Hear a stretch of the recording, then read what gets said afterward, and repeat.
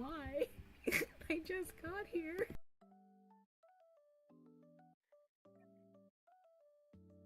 Yeah, they graduated today. Like 30 minutes ago. They announced their graduation. No, yeah, they did it, and they did a stream. I think Ziri.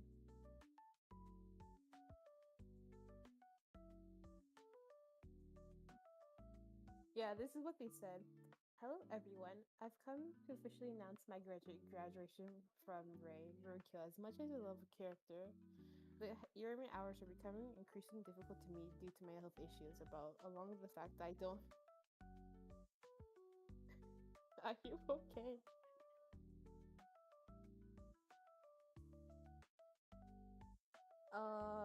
The earring hours, and that I don't feel like earrings is this place for me anymore. The support I've received from the beginning has been astonishing and completely unexpected. I can't thank you all enough for supporting me these past few months, and the lovely fan art I've received will cherish me forever. And they're just saying that they're gonna be streaming under a different name.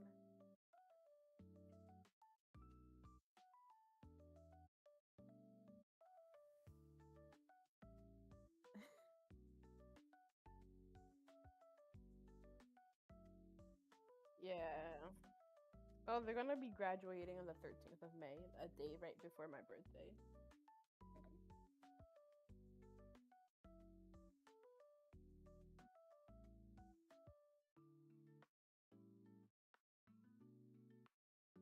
Maybe. Oh my god.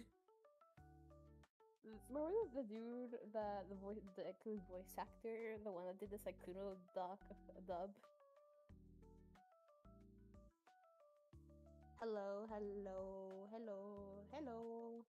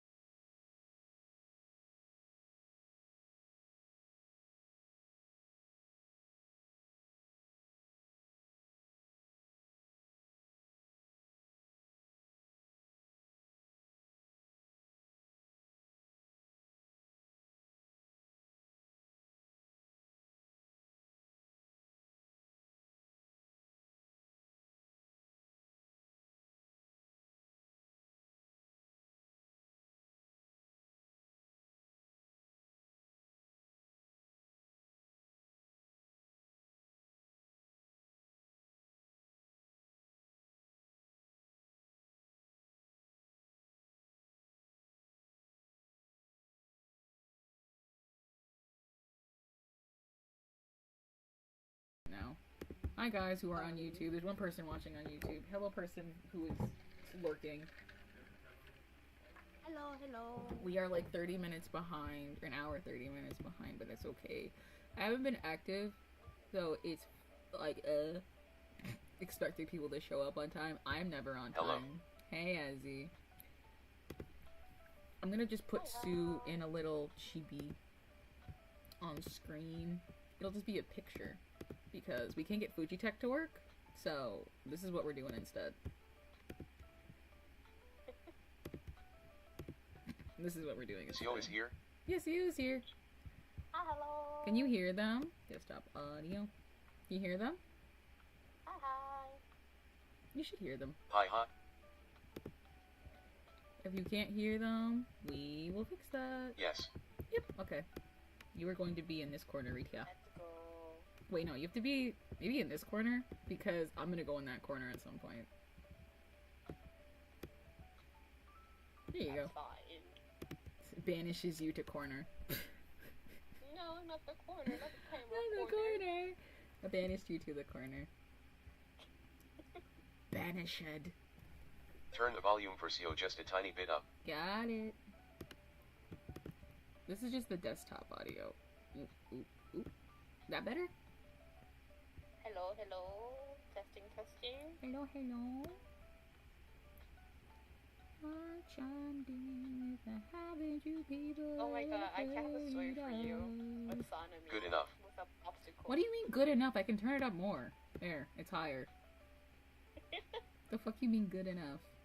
The fuck you mean good enough? The hell are you talking about? Good enough. So outrageous.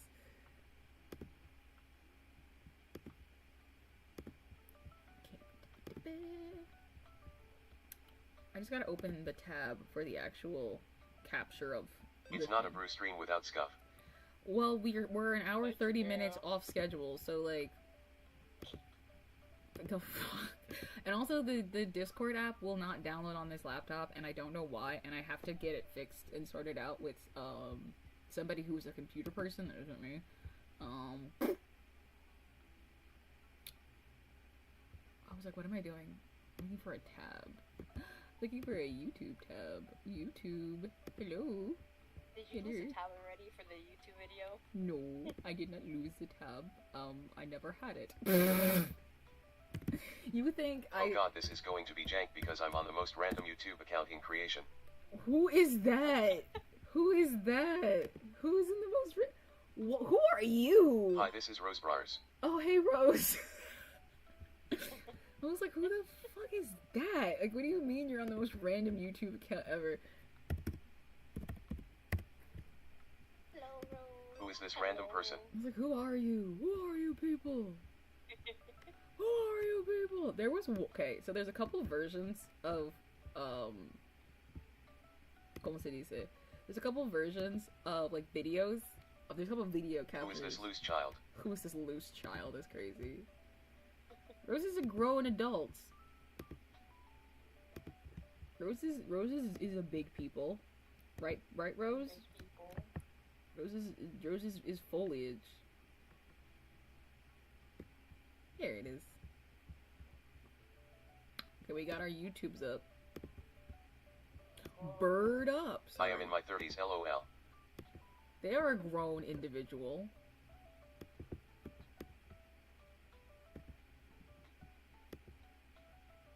This'll work. Yay. And then I just gotta move me. This is an account my ex-housemate made to use on our living room TV, and I stay logged into it because my best friend and I share a dropout sub on it. Nah, we're like tiny little gremlins with you no matter what. Should I make whenever I make a little mascot of you guys, I want them to be like little blobs. But also, I think maybe if you guys are like possessed gremlin stuffed animals, that would be cool too. Like the Bubby keychain, like the little guy. Bubby keychain? What is that? Well, the thing that you have for your model is like, oh my god, I'm forgetting the names already. Bobby? Robert? Bobby. Bob? Robert? Robert? Robert. We don't give any love to Richie, do we? Richie is the clown one. Richie is the clown plushie that I got from Plushie Love as well. We don't give him any love. He's so disrespected. It's crazy. Why didn't you talk about him before? He's my newest son, and like I got him when I was really sick and depressed. So like, I haven't talked about him because I got him when I was on my break. Because like, here's the thing: I was gonna open him on stream. Because I open all of the gifts I've gotten, and in any gift I've gotten within VTuber context, I've opened on stream. Like any gift I've gotten. Okay, wait. First of all, text speech is too loud. If any gift I've gotten, I've opened on screen, like on stream, but for Mr. Little Baby Robert, sadly Robert, I got him when I was on my month-long break, and I just opened him because I really, really wanted to. Richie. Yeah. My boy. The goat. Let us see him. Let us see him? Actually, I have a good picture of him. I just took a picture of him today. I took a picture of him with all of my clowns. I also might step away to get a glass of wine and come back. Don't forget to share the video with me so we can watch. Oh yeah! Don't forget, because I'm watching from... Because you're gonna get lag if you watch it that way. I got off work 2.5 hours ago, and I'm finally almost home. This has been a clown show. It's not as much of a clown show as me and Sue. We were supposed to start at 6, and then we didn't start at 6. We started at 7, and then that was even more pointless because, like, girl, we didn't start till 7:30. Oh wait, no, that's just the link to the thing. That's the wrong link. Ignore that. Shut up. Stop giggling. Are you laughing at me? We haven't picked a video yet. So it's every single Junji Ito Explain. Hellstar Remina. This one's only about 40 minutes, which is like fine, but like there's one where the guy goes through every chapter. Remina, Hermaga, certainly. I have mixed feelings about Junji Ito. A playlist for reading. Okay, here's our Remina. Point at the loser and laugh. Point at the loser and laugh is crazy. And I'll put reading. Who's the loser in this situation? Yeah, that's what I'm saying. Like, who's the loser? Me and Sue point at each other. Me. Sue and I do the Spider-Man meme. Sure. This one's. I love the style of Junji. This is so loud. Junji Ito. Oh my god, AI ads everywhere. I'm dodging bullets. Oh my god, nothing. We're diving into one of the... Don't She's been forget to crucified. share the video. But how did we get here? Us to stay conscious, high above the city. Okay, this'll work. This one's like an hour long, which is perfect for us. We don't want something that's like too short, but we don't want something that's too long. I don't want it to be like 3 hours or something crazy. This will work. Thank you. You're welcome. We're gonna do this one. Bro just jumped a curb on a lime bike in front of me, got like a foot of air. Oh god, Sick. God. Sick. Actually sick. Actually fucking metal. Let me know what minute to start it at. Oh wait, why did I do that? I was just supposed to. What did I do that for? I'm so dumb. Sue, I'm like an idiot. No, Sue, I'm so stupid. Like I could have just screen shared it but I was so panicked that I didn't do that. I was so panicked that I was doing the wrong thing that I didn't do that. I was like, oh no, I'm doing the wrong thing. I'm picking the wrong thing. I'm picking the wrong thing. No, I was fine. Okay. Bro just jumped a curb on a lime bike in front of me. Got like a foot of air. It's crazy. Okay, I'm supposed to send. Bring gay baby jail back. We don't have gay baby jail anymore. We would have to download, what is it called? A live studio. And that slows down my computer too much. It's either good tracking or a live studio. That was the exchange we made, remember? Yes. Why do I have XP? I'm not used to YouTube Live, LOL. Why do you have XP? Well, you have XP because if you don't talk enough in chat, I die. Just so you know. Sue doesn't know the lore of gay baby jail. There's a short about gay baby jail. Sue, I have a short about gay baby jail. I made a TikTok about gay baby jail. It's a clip from one of my streams. I gotta close some more of these windows. Game. Let's preview this. This can go. And to stay open. Here you are going to gay baby jail. I am not going to gay baby jail because you guys don't have gay baby jail because the economy fell apart and gay baby jail closed. I understand that jails are a product of the capitalistic system, and they usually are for profit and are usually very wealthy and rarely close, but ours close because I am poor. So, we no longer have gay baby jail. Fine. Weenie Hut JR then. Weenie Hut Jr. Okay, I'm gonna show you Richard. Finally. Here's Richie. This is where Richie was. Here's Richard with all of my clowns. This is Richard with all of my clowns. Fucking ring cameras in my building lobby saying hi, you are being recorded, shut up.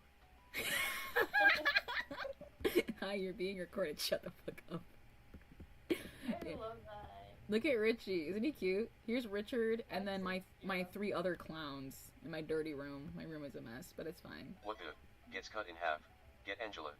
Get Angela? So cute. Who is Angela? Who is Angela?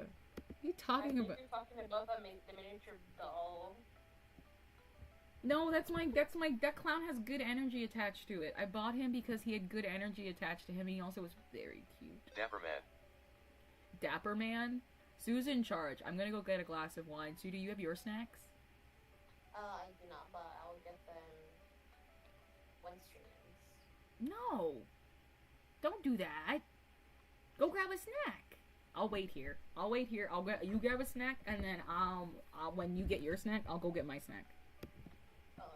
Alright, Run, get your snack. We're gonna be here for for at least an hour. Snackosio. At least an hour. It's at least a movie time amount of time. Oh, I can do house cleaning while Sue is gone. Sue's gonna go get snacks. Hi, Brutus. Hi. It's me, Hiroshima. Hi. Hi. Hi, Hiroshima. Hi, Hiroshima. We're gonna do some house cleaning. Sue just left to go get snacks. But I'm here. You've never seen demand me. You get snackos. I'm gonna go get snacks too. After Sue gets their snacks, I'm gonna get my snacks. We have a very genderless crowd here tonight. You're a very genderless crowd. Oh, you've never seen my live 2D model on YouTube. You've never seen them do stuff. Oh, I should eat non-gelato food now that I'm home, probably.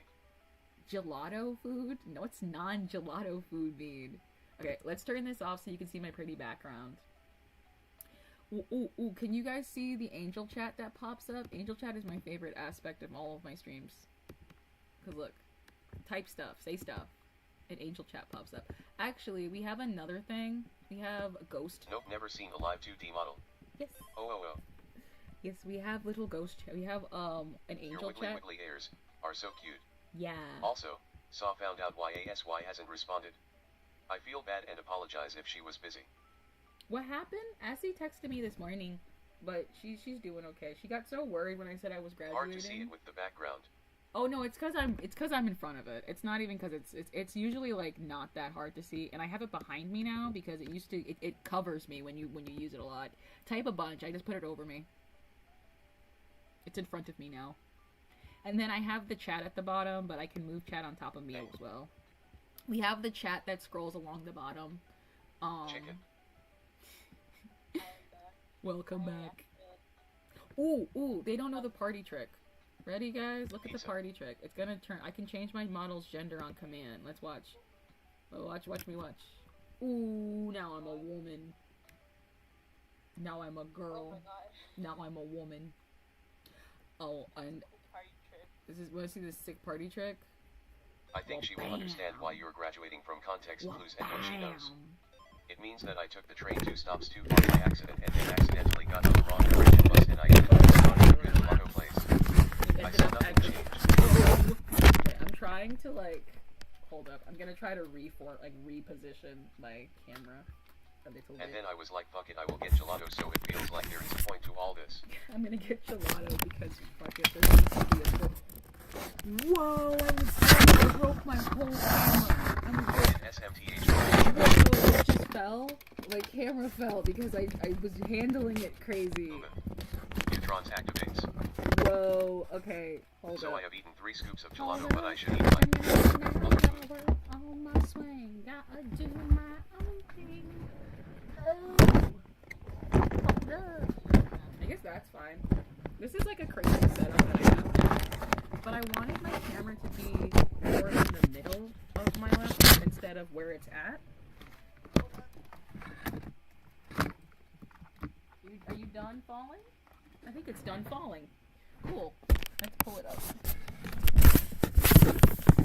The loudest scraping noises in the universe, oh god. Yep, it's cause there is a lot of scraping happening. I fixed it. I fixed it. I fixed it. What do you mean? Y'all are complaining too much. Y'all need to learn to be more grateful. There could be no scraping, which means I'm not streaming and I'm not live and there's no scuff. There could be no scuff happening and you guys would be very bored. It's always scuff here. Get used to it.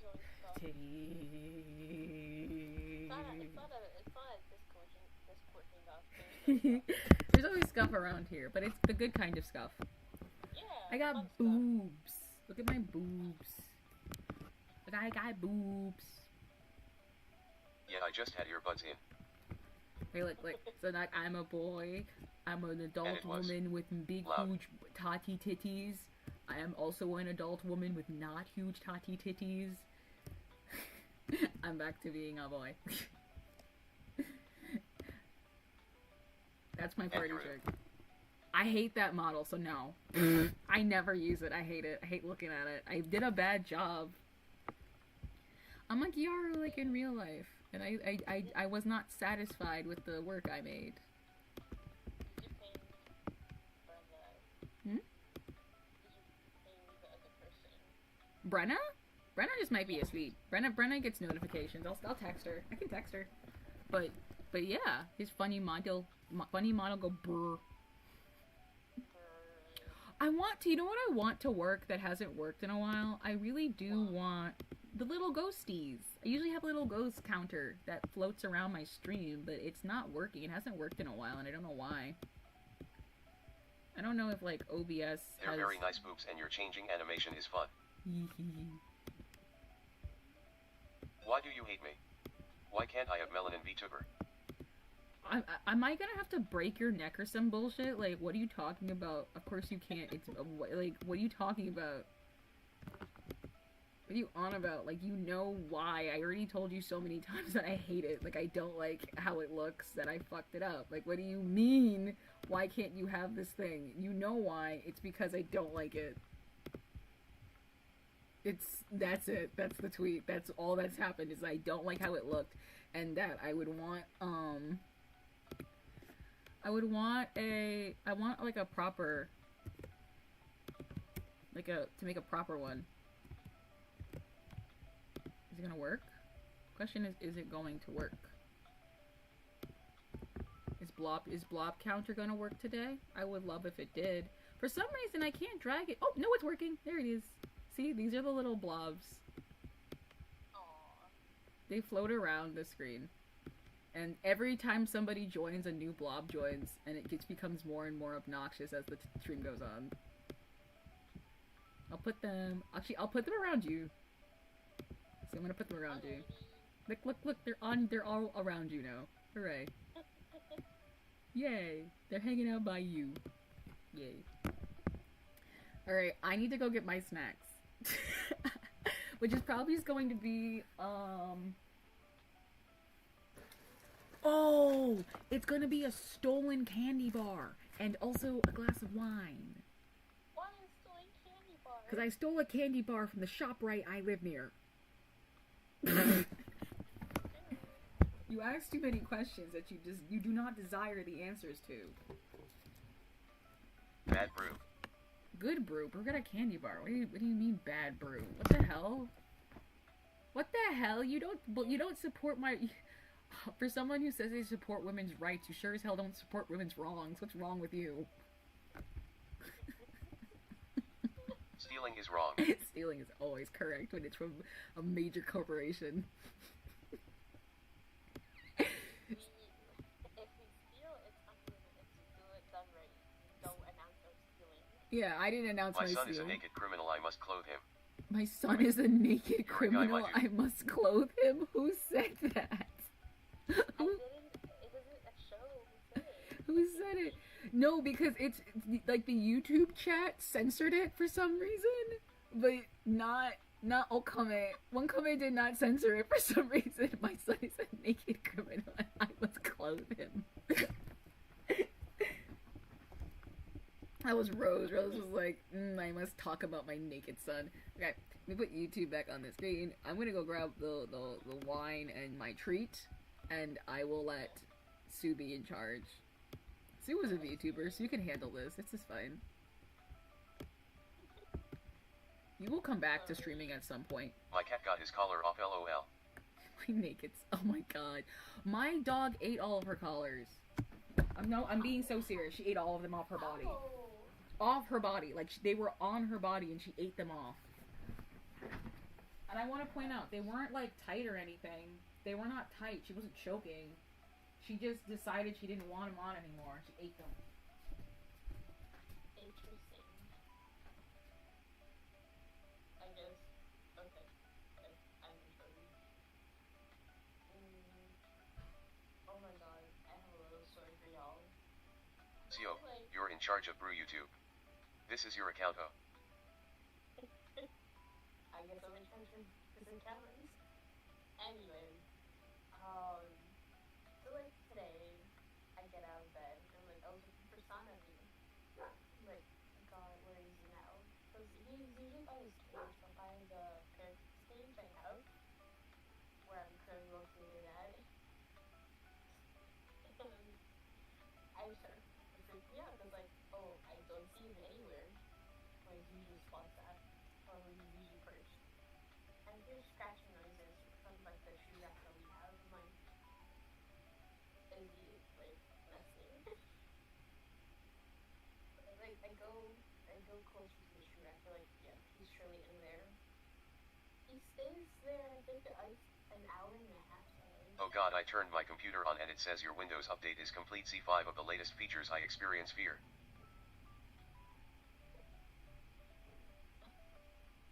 You sure you love an update? Oh my god, like when Apple updates their stuff without me knowing, but I don't do it as often. Like, oh, I will like this update. When they updated the iOS to like have everything like clear buttons like for phone calling and everything, I didn't like that. So it's too stupid and silly. I know you picked up. I'm joking. I have a candy bar.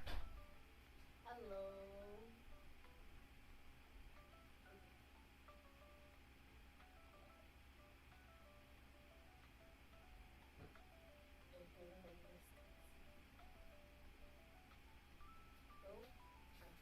My hands are shaking, but I'm back.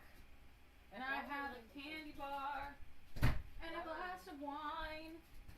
Why are your hands shaking? 'Cause I'm sick and I get tremors in my hands often. Oh my. Oh, I can do my impression of Dami now. Oh, now I don't have to type on my phone. I can do my impression of Dami that one time he fell down the stairs. Wait, do you want to see my impression of Dami that one time he fell down the stairs? Sure, I can clip it and send it to you. Please, please. He's gonna be mad at me because he doesn't even know who I am. I have no reason to keep bringing it up. It's just that it was so fucking funny. That's fine, because Don was talking about ass cheeks one time on his stream, and I clipped him. Okay, this was Dami. Okay, here's how it went.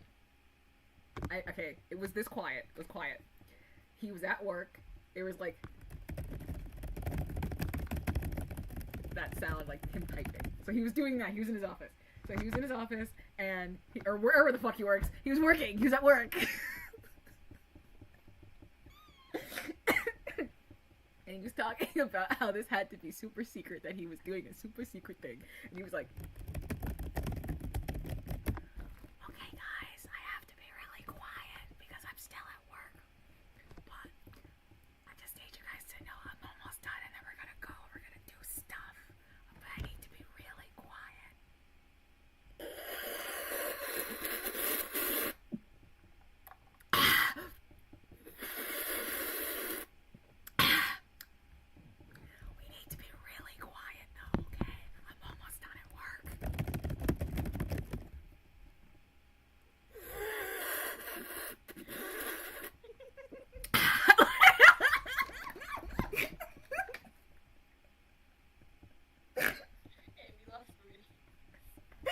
2 of the 5 new features are AI. Oh my god.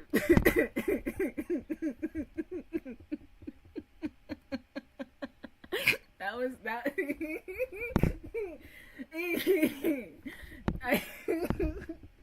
I think a lot about that. Like, it was so funny because he was. I don't know if he was joking. I don't think he was joking. I think he was being serious. He was like so aggressive, and he had a mug. I just want to point out, I had a water bottle. He had a mug. So there was just a sound of like afterwards every single time he took these loud, aggressive sips. Like, I don't know if he was doing the loud, aggressive sips on purpose or if he was really genuinely trying to sip water quietly or what. I don't know. Also his pet. Like, I don't know, but it was so fucking funny. Wait, why is the media audio thing muted? Why were you muted? Sorry. Sue was muted. For reasons. Bru's an idiot. That concludes my performance. Thank you, I bow. I bow. Thank you, I bow. You did a wonderful job. Thank you. You goober brew. Thank you. That man will never be friends with me. Not as long as I keep bringing that up. Oh, I'm gonna clip it and send it to them. Please. Don't do me this dirty. He's not gonna laugh. He's gonna be like, you're an asshole. Why do you keep bringing it up? It was so funny. It was comedic gold. He's a comedy genius. He doesn't even know it. He's a comedic genius and he doesn't even know about it. It's crazy. He's so fucking funny. A colossal figure looms over her. Okay. This is like a solid minute of tomfoolery and bullshit, but Planet Remina, what the hell? Why is it hello? The fuck? I was like, why isn't it up on the background? What the hell happened? Okay, Planet Remina is by Junji Ito. Okay, yes, I don't have the year. Usually I like to give a good introduction of what the comic is and what it's about. Brew breaking stuff as always. I am breaking stuff, this is true. But Planet Remina is my favorite, my personal favorite Junji Ito comic. I actually will zoom in a little bit more if I can. It's my favorite Junji Ito comic. It's like one of the only ones that I think is like, as much as it's ridiculous, it's also like genuinely scary. Like, there's some genuinely like frightening concepts in here that we're playing around with. Honestly, I also used it as inspiration for my character, so I have some personal attachment to this one, which is not usually what happens in horror hangouts. Usually it's like, we pick a random story, but this is one I actually have read and have attachment to. So, Sue, you have read this one or no? My voice cracked so bad just now. No, I have not read it before. I think I've seen clips of it, like the anime that Netflix released. I don't a know. couple of years ago. If there are clips if there's like an anime version of this, like they animated this, I would love to watch it because it's my favorite. Because like I think they animated some of the books that he did, or like the chapters. I know he did. Or Netflix did the balloon one. Yeah. Is this one about? She's like killed and like they bury her and like somebody does like a scarecrow of her like, I don't know. No. It's about a living planet. So I'll give you the synopsis, just a general overview. So it's about a living planet out in a different dimension where humans like accidentally with a super cool crazy telescope, they look and they find this other planet in an alternate dimension, and the scientist who finds it names it after his daughter, and then because the planet is alive and it sees humanity looking at it, it starts to quickly approach the Earth and chaos ensues. And people attack the girl because it's named after her. They start to like blame her for it because humans are crazy, and they'll be like, oh, well, it has to be your fault because you're alive and you're also named Remina, and if you're named Remina, the planet's coming for you specifically, not because the planet's alive and hungry. With what little strength they know it, no intention. Okay, we're trying to find the beginning. She's been crucified to make. And Shut please drop a like. I don't want to hear about And trust me, by the end of this, you're going to feel extremely uncomfortable. And please drop a like and consider subscribing if you enjoyed the video. It took a lot of effort to make. Let's begin. The scene is absolutely sinister. A young woman is tied by her arms to a wooden board. She's been crucified. A mob of people, clutching spears and I'm already makeshift uncomfortable. weapons, 3. chants for her death over and over again. They have absolutely no intention of letting her escape. But how did we get here? What kind of apocalyptic nightmare is this? Humanity is in its final days, and they know it. Up on the cross, the girl seems to be struggling just to stay conscious. High above the city, a colossal figure looms over her. With what little strength she has left, she manages to choke out a single word: Dad. Giant eyes hovering in the sky herald the end of times. Whoa! Let's rewind to the past.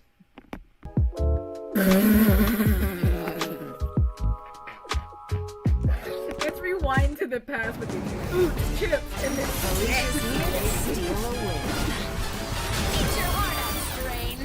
Oh yeah, let's rewind to the past with these sexy Let's rewind lady. to kettle chips. To kettle chips and sexy women. Ooh la la, bow wow, arf arf. There's a mysterious object out in space, It right got near my the dog Hydra barking. constellation. The ad has Meanwhile, Luna barking. in a building in It was so Tokyo, loud it woke up my Professor puppy. Oguro is being Brew awarded as a Black Nobel Cat. Prize. He accepts Brew it as with Black obvious Cat? I'll take the excitement, fan art. recognized for his groundbreaking astronomical discoveries. Specifically, he discovered an unknown planet that emerged from a wormhole found 30 years prior. This wormhole is essentially a tunnel connecting our universe to somewhere else, a mysterious realm on the other side dubbed Universe X. Okay, I'm gonna stop it right here for 2 seconds.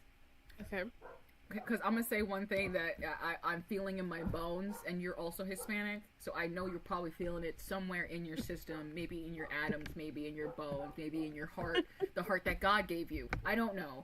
But I will say this, that my Hispanic ass right now, this list of information of we found something in a wormhole in another dimension.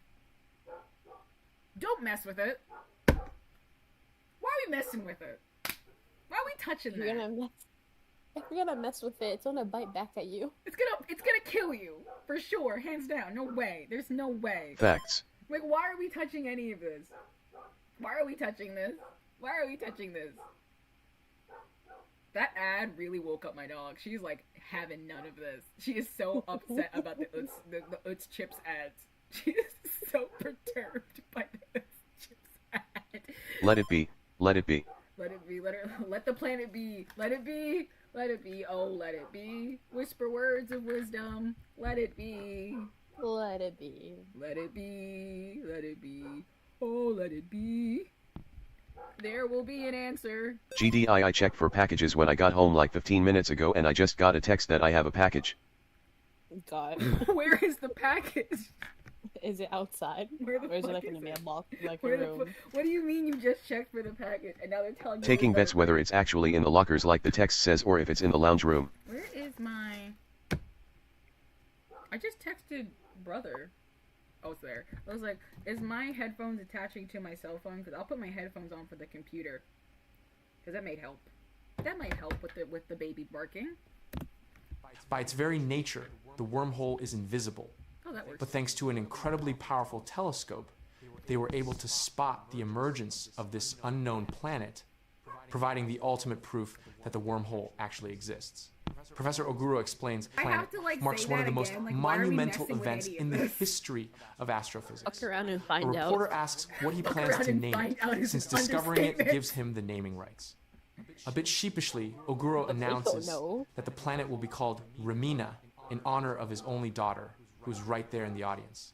He actually discovered the planet on Remina's Wait. I mean is 16th looking at it birthday. fucking with it. And eerily enough, it's located exactly The very definition of fuck 16 around light and years away absolutely from Earth. find out. Everything that this man just said to me says to me that naming this after this girl is the worst thing you could possibly do. Why would...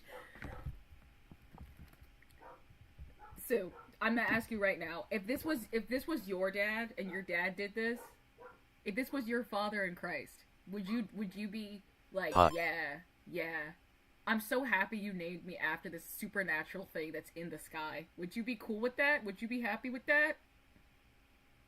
No, I wouldn't. I feel like I'd be livid. I feel like I would immediately be like, change it. Like, right now. Change that shit right now. Like, why am I attached Sorry, to this? that I'm late. No, we were late. We were like an hour, 30 minutes late. We're fine, you're fine. We were so late today. Some people even whisper that the planet might have been born on the exact same day she was. The crowd murmurs about how beautiful Romina is, and someone asks her how she feels about her father's decision. She admits that it's actually really embarrassing for her. It's and she had even tried to talk about it.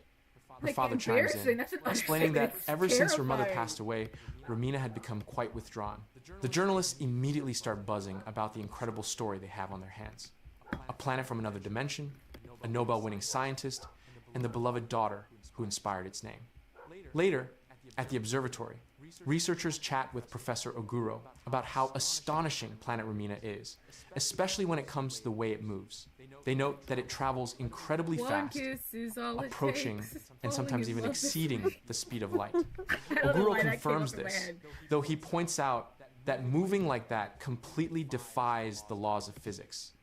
But the weirdest part of all is that other celestial bodies seem to simply vanish whenever planet Remina gets near them. You need to With all these bizarre characteristics, alone. the discovery easily stands as the greatest event in the history of modern science. The discovery explodes across magazines. The package was actually in the Potters. Headlines pop up like Romina, Unlike my last the package. galaxy's most mysterious star named after a beautiful girl. The dog Or the don't two bite either. Reminas, twin stars shining bright. Nah, it's a really nice dog. The articles are plastered with Bro, my photos dog of the don't girl, bite. Yes, her father, it do. and an Potters. artist rendering of the planet. Out on the streets, people start recognizing Remina as the girl everyone's talking about. They constantly comment on how stunning she is, gazing at her with total admiration, being naturally shy and completely unaccustomed to the spotlight. It's all too much for her. Like, okay. I would Potters. be so livid. I would be so livid if this was my dad and this happened to me. Like, I would be livid. I would be past livid if this was, like, what we were doing. Like, I'm gonna turn speech off for a while, just so we can hear the story, because me and Sue are also talking over it, and it just sounds like everyone's screaming. But, like... This is the perfect pair for your I'm iPhone. gonna die. I'm gonna jump off a bridge and die. So Why when I is this travel, I happening? don't pack extra cable. When a couple of random women rush up asking to shake her hand, she completely I want to turn panics and Sue's runs away. volume up on Discord. I don't know Later, how to, though. I'm at an a fancy idiot. high-rise restaurant, Remina is grabbing a bite with a young guy named Don't worry. Mitsumura. I She's can't expressing hear you. What do you mean, serious don't doubts worry? about I mean, I going can hear into you. show I definitely business. can hear you. I just yelled at you. He tries to reassure her, insisting it's nowhere near as scary as she thinks. He pushes her to work with him so he can make her a star, promising he'll handle absolutely everything. Romina just doesn't think she's cut out for it, adding that if she had known she'd get this ridiculously famous, she would have fought way harder to stop her dad from using her name. Mitsumura, however, thinks it's incredibly sweet that her father named the planet after her I proof think this man of is how too much he loves her, enthusiastic. and argues it's all the more reason to accept his offer. He wraps up by saying the choice is ultimately hers, but taking the leap could help her discover the other Remina hiding inside. What She are just you gives him a on about, quiet, dude? thoughtful look. A few days pass, and Romina is having What a meal are with you on about, white boy? What are you talking about? This is a great opportunity for you to be, like, embracing some sort of supernatural, chaotic being that consumes planets. Most likely. I mean, everything around it disappears. But they don't know that. It's like just.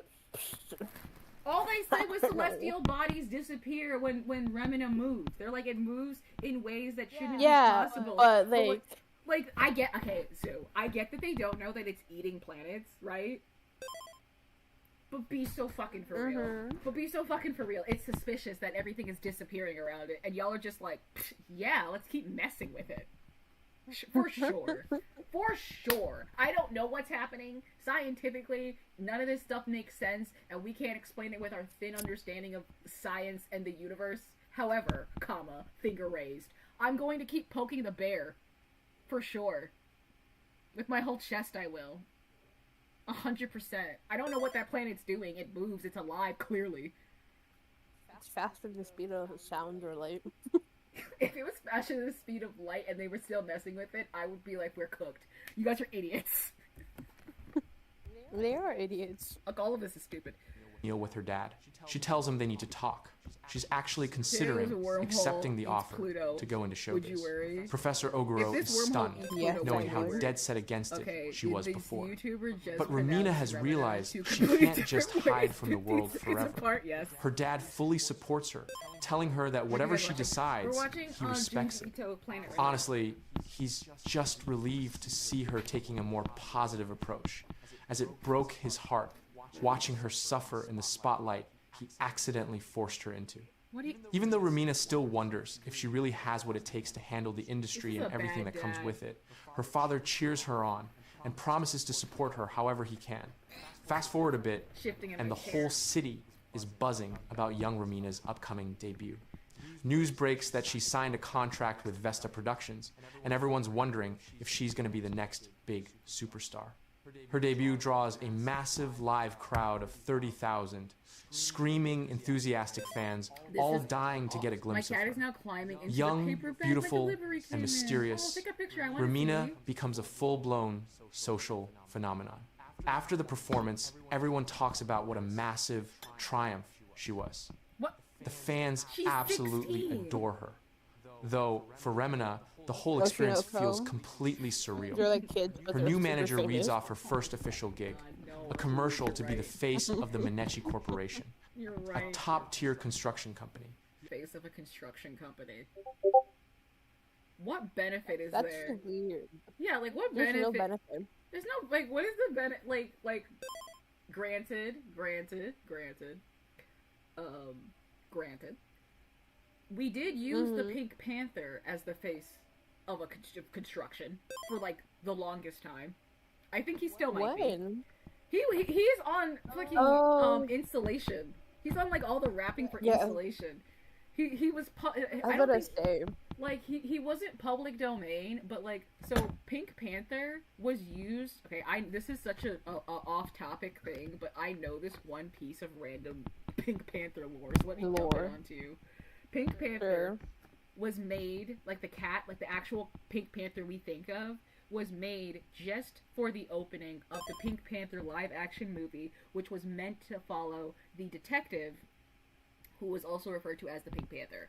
But if you watch the original Pink Panther live action movie, it has nothing to do with a fucking cat. Like, he's not in it at all. He's just basically, like a bumper. He's just a bumper, but everyone liked the bumper so fucking much that they turned it into an animated series. And that's how we got the Pink Panther. Boomerang. Yeah, from Boomerang! I remember that show. It's Hanna-Barbera! No, it's Hanna-Barbera. It broadcasted on Boomerang. Oh my god, wait, are we gonna take a Boomerang detour? We're taking a Boomerang detour real quick, hold up. We're taking a Boomerang detour. Do you know about, wait, I'm so, Jaws, Boomerang, Boomerang. I can't spell boomerang. That's okay. It's okay. I know the song. I could sing it at you. Somebody spell boomerang. Oh wait, no, it's boom. I'm dyslexic.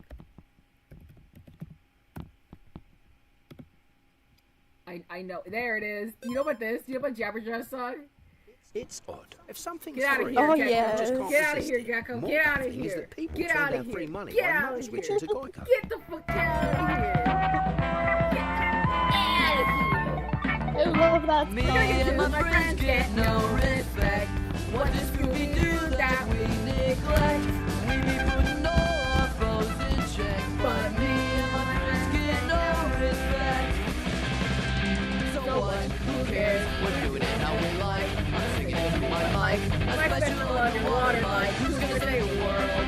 Who's gonna say the day? Who may have Wait, how many Hispanics do we have in chat now? A lot of them. Right, we're talking about his fat and short on brains and I am not because they might not be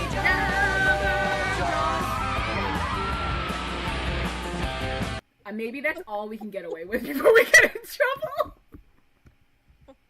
Maybe that's all we can get away with before we get in trouble. Sorry. I gasped. You're okay. No, I'm not You're okay. Sue, I am not okay. If I was with you right now, I'd be holding you so tight. How tight? So tight. Too tight. Too tight. Oh my god, oh my god, oh my god. How much of this can we play without getting in trouble? What? Look at the cat. Hold on. I'm so distracted.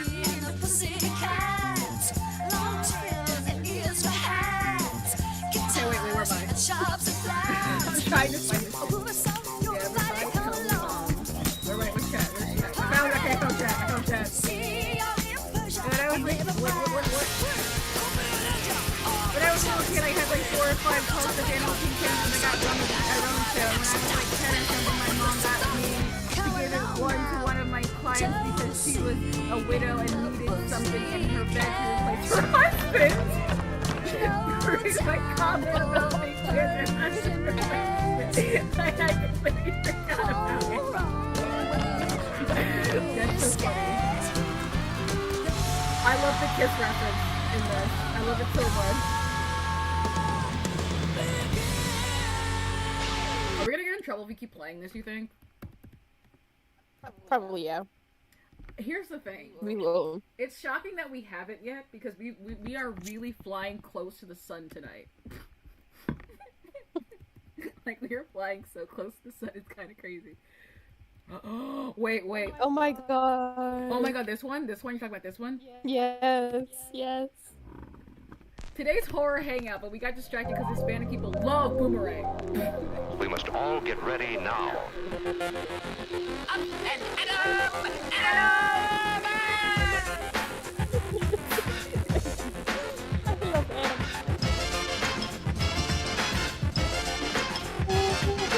Yes! Hispanic people love Boomerang because it was free. It was free. When I get in trouble. There's a bright flash. Brighter than the sun. Brighter than anything you've ever seen. We keep I keep letting these hit for 45 seconds and then I run. 45 seconds and then I bolt. 45 seconds and then we dip. 45 seconds and then it's over. I don't know which one I like. Oh my god, more. yes. Which one? This one or I this like one? both of them. Either one. Ah! I hit this one. We'll hit this one first. It's only gonna get to play for 45 seconds. Doesn't matter. Chick-fil-A. I don't want your homophobic sandwiches. I will buy a homophobic sandwich with Dirt. you. I love dirt. I'm a dirt Love nerd. dirt, right? Oh my god. El Kabong. My man, my main man. My boy. My boy. I'll turn text-to-speech back on in a second. Dun, dun, dun, dun, dun.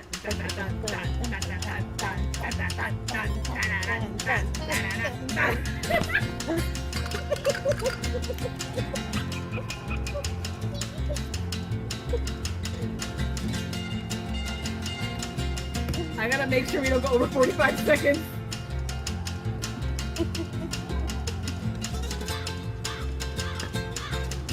Stop.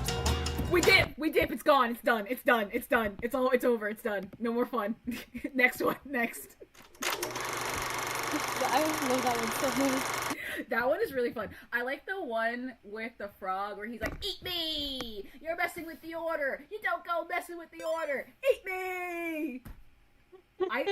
I quote that all the time, by the way. The one with the alligator where he's just like, eat me! You're messing with the order! You don't go messing with the order! Eat me! You get 45 seconds. You're on the clock. Oh, my darling. Oh, my darling. Oh.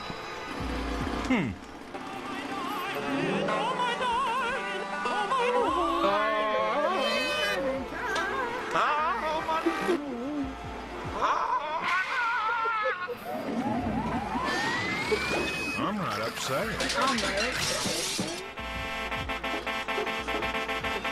Motorist.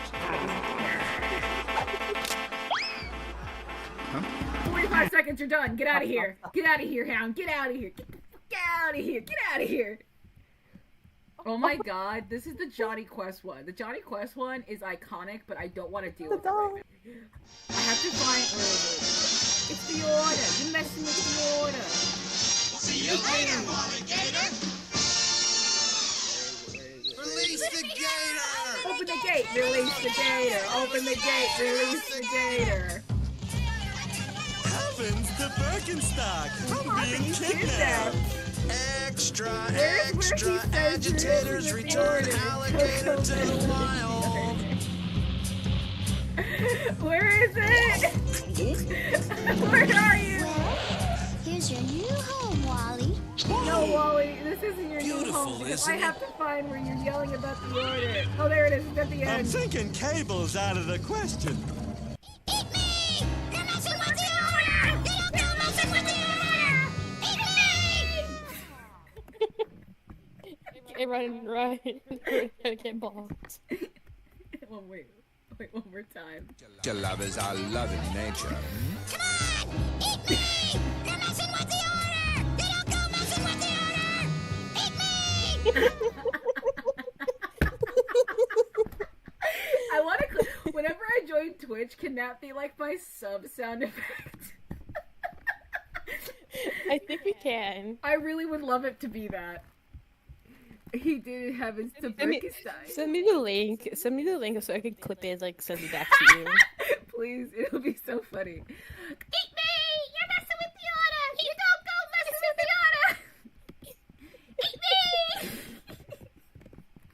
It was so loud that my mic couldn't pick up the eat me part. Oh my god, when I hit a certain octave, Discord does not allow me to doesn't capture it. Doesn't capture it anymore. I know. You're messing with the order! You don't go messing with the order! Eat me! Man, I have to launch Infinity Nikki now. I just want to fuck you with making outfits and characters. I have never played Infinity Nikki, but I really, really want to. Never seen Boomerang before, but I also was only allowed to watch PBS as a child. This was also free. I mean, I love PBS. I fucking loved PBS, my man. Oh my god. My guy. I love PBS. Horror Hangout is turning into nostalgia nightmare. I don't know what the fuck we should call it. It's quickly devolving. Quickly devolving, though. No, it was not because it was free. Oh, no, I'm just saying that Hispanic parents who didn't want to pay for cable, this is what we watched. Was PBS and Boomerang. Because it was free and it was child appropriate. Oh my god. I had cable. Dexter Laboratory. Dexter Laboratory. No, that'll get us nuked for sure. I can't play that. But, you're right. In Dexter's Laboratory, there's a smartest boy. We should do a collab. Like, we talk about like our nostalgic shit. Oh, you're so behind because I have a playlist right now, girl. I'm sending it to our chat so I can play it on stream.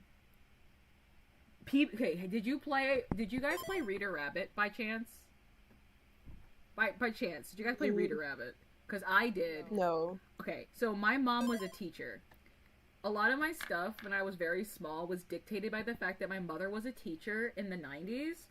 And, she had a bunch of books and floppy disks and CDs, like educational CDs she brought from school, right, to us. But she also bought us, obviously, because we were her kids, educational games. So some of the games like the floppy disks, I don't think she bought us the floppy disks. I think the floppy disks were games she bought for kids at her class in her school because we were too small at this point. Like, she bought these in 1997 and 1998, and we had just been born. The fuck am I going to do on a computer at 1 day old? Like, what am I... like, what am I doing on a computer at a day old?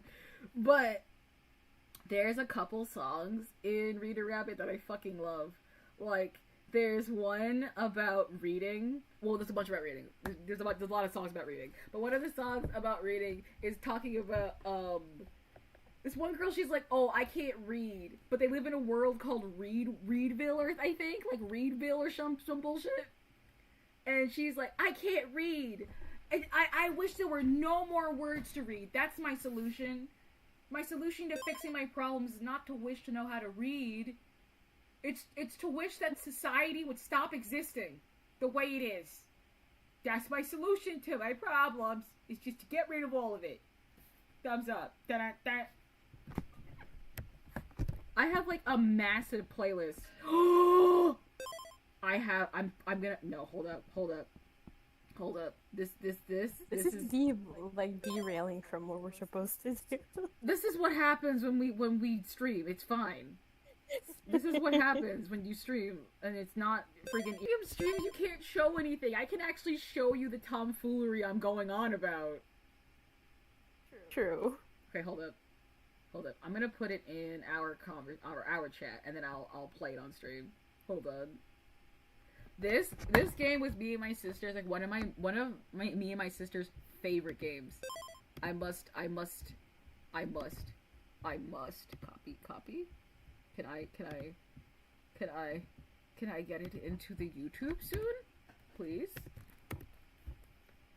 If you owned a pet shop, tell me, what would you do? We should play this on stream. Hi. Oh my god. I have a pet shop secret. I'm gonna play this on stream Use one your day. mouse We gotta get Clover to give it to click me. past I'm having a something great you've time already to be seen. honest.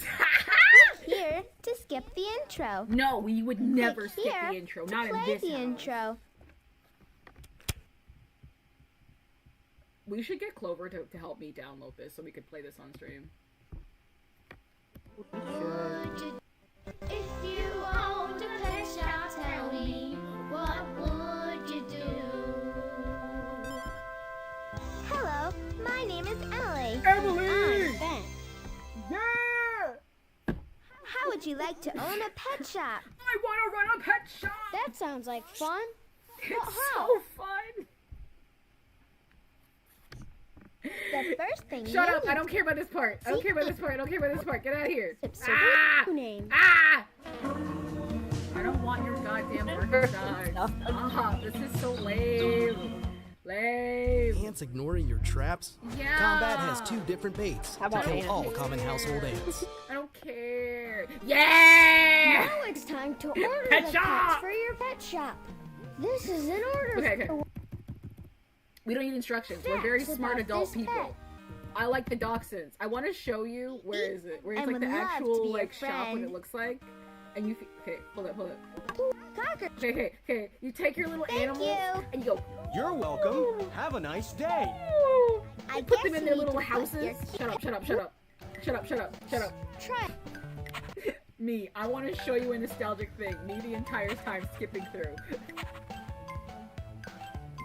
We are so distracted and derailed. You're so right, actually.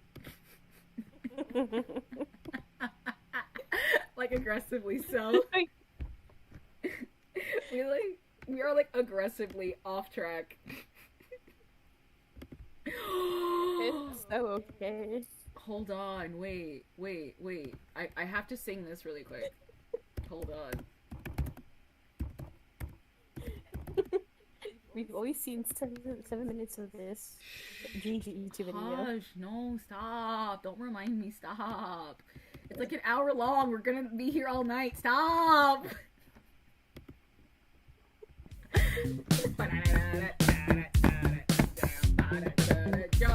Oh, I missed it.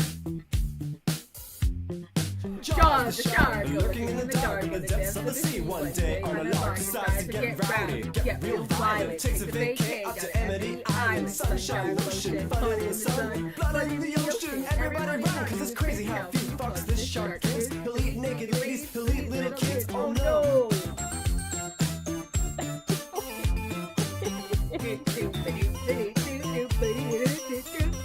But the one thing keeping the community safe is a guy named Brody and his pal Richard Dreyfuss. Jaws don't know that a storm's gonna come. He just wants everyone to be his chum. Get it?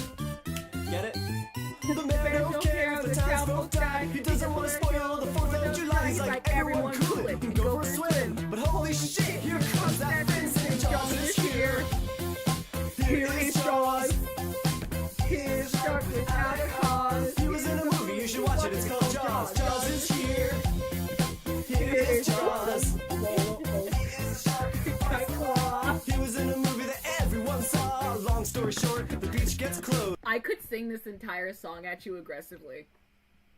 And we might later. Maybe one day. Maybe one day. We might later. I came back. What the fuck is happening? Yeah, Lemon Dayan! The most familiar logo. The Learning Company! I love the Learning Company. Please, please. Let's learn together. We got super distracted. We were supposed to be watching Planet Remina, and then we got really fucking distracted by Jaws, the shark, lurking in the dark in the depths of the sea one day, and the lark decides to get rowdy, get real violent. Mr. KK down to Amity Island, sunshine, motion, fun in the sun. But I said that so fast. I said that impressively fast. Brr. Branko Burr. It's crazy how few fucks this shark gives. He eats naked ladies. He eats little kids. Oh no. Brother, chill. Brother, chill. Brother, chill.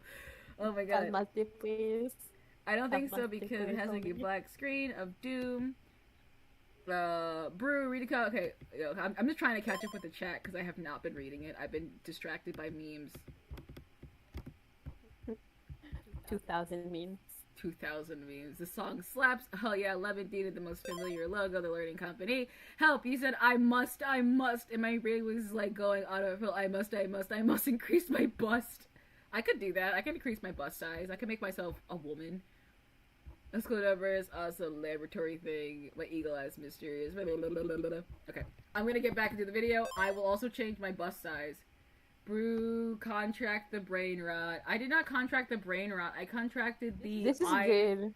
I missed being on YouTube. I contracted the. Oh my god, YouTube is fun, and every single like funny thing I want to show people, I can just show them now. I don't have to sit and like, man, it would be so nice if I could show people things. No, I can just actually show them.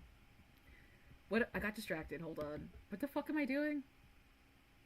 What are we doing? Oh, I was changing my tit size. I was changing my model. And playing the video. I feel like a toddler on a leash. Playing the video, right? Though, for Remina, the whole experience feels completely surreal. Little guy. Her new manager reads off her first official gig, a commercial to be the face of the Minechi Corporation, a top-tier construction company. He also mentions that her fan clubs are multiplying like crazy, and she needs to pick one to be the official club. I will Remina not is sitting pick there one. looking All of down, them are official. leading him to Fight ask each if she's other feeling to the sick death. or overwhelmed. She assures him she's That's what I fine, would say. just that everything is blowing up so fast it's starting to really scare her. He steps in to calm her down, swearing she has nothing to worry about because he's right there by her side to protect her. That seems to put her at ease, at least a little. I don't trust this the scene man. shifts he has to have to been. the He sprawling has to turn out to mansion be some kind of of asshole. Mr. I don't remember who he Minechi. turns He's into invited at the end of Remina this, and but her I'm manager assuming he over for turns into a dinner. dick. The CEO gushes that ever since Remina became the face of their ads, profits have absolutely skyrocketed, and he offers her his deepest thanks. He then introduces his son, Kunihiro, mentioning that the boy is one of her biggest fans and has been counting down the seconds to meet her. Chocolate? Kunihiro asks his dad if he can give Remina a tour, and soon the two of them are wandering the endless halls of the estate. Your lack of enthusiasm for my stolen wares is palatable. And I don't like it. I can taste it. I can taste your lack of enthusiasm for my stolen wares.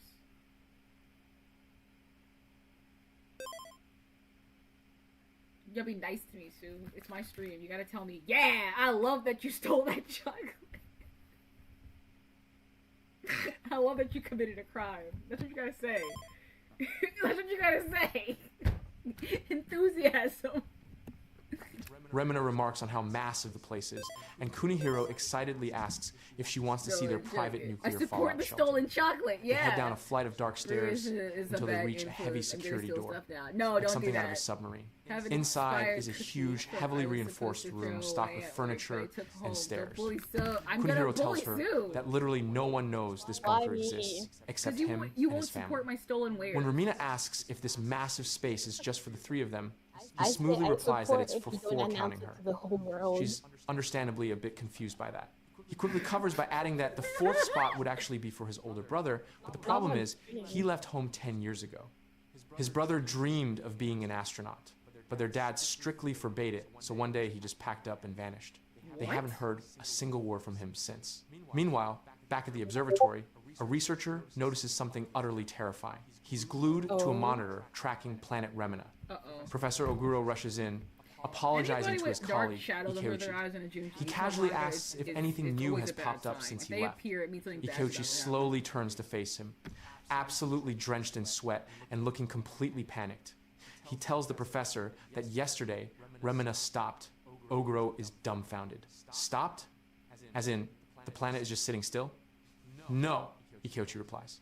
After stopping, it pivoted directly toward our solar system and is now hurtling straight for them. Planet Remina is heading for Earth at near light speed. At its current pace, it will be here in a month. What do you mean it's coming at you at the light professor speed? is That's totally crazy. bewildered and asks how he can be so certain. This is like, what do you...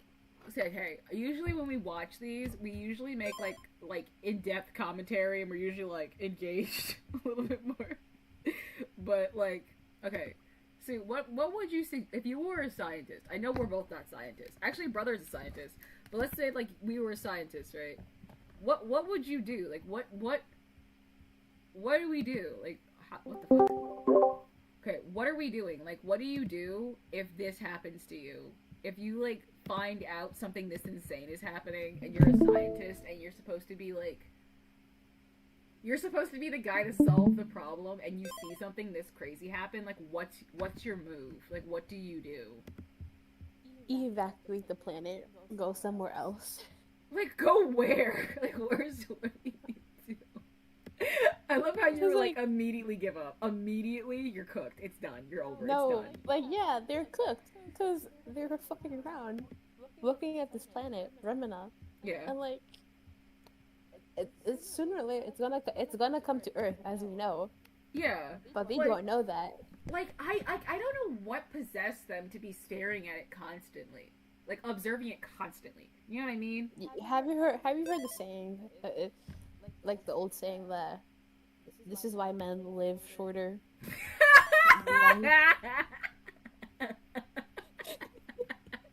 You're like, if this was not men, if men were not in charge, then like this wouldn't have happened. Yeah. Oh my god, you have these Girl Scout ones? I hate Thin Mints. There's no way these are gonna be tasty. There's no way that this bullshit, if it's expired, is gonna be good. I doubt it. I hate Thin Mints. I hate Thin Mints. That's right, folks. I'm a hater of fucking Thin Mint cookies. They're nasty. I hate mint and I hate chocolate together. Which is a lie, because I like Junior Mints, but like I only like Junior Mints. Any other time, they're fucking nasty.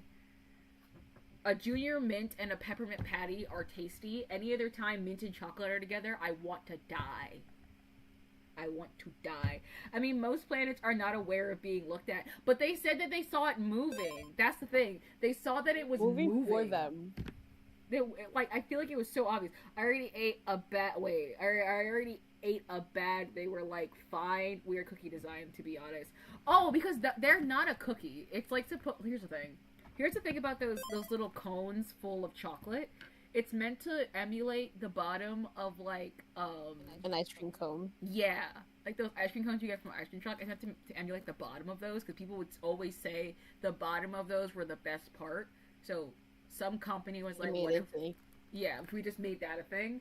But, like, the only time I've ever had them is ones that are THC or, like, cannabis. So, like, I've only ever had cannabis little tiny cones. And they were really good. But, like, I can't see any other reason why you would eat them. You would eat the ones that make you high. The normal ones are, like, pointless to me. Maybe that would help. Can you pause for a second? I need to get water. Go get water. Go get water. No worries. You know, go get water. Go get water. Like, I feel like if it made you high, it would help. I'm eating them because they're free, obviously. See, but I would eat them if they made me high and, like, were good. Which... Let's see if this stolen chocolate is good. Is this stolen chocolate good? Let me double check it doesn't have peanuts in it. I love how I didn't check, by the way, when I fucking stole it. Which I suppose that's normal. To not double check. It's got hazelnuts in it. I know that much. And I love hazelnuts. I'm allergic to peanuts. Like, if I eat a peanut, I'll die. But I like hazelnuts, even though that's like flying really close to the sun, I know. Oh, that's delicious. That's delightful. I am back. Welcome back. What did I miss? I have a candy bar that I stole. It's a Toji Oh, yes. fine European wafer.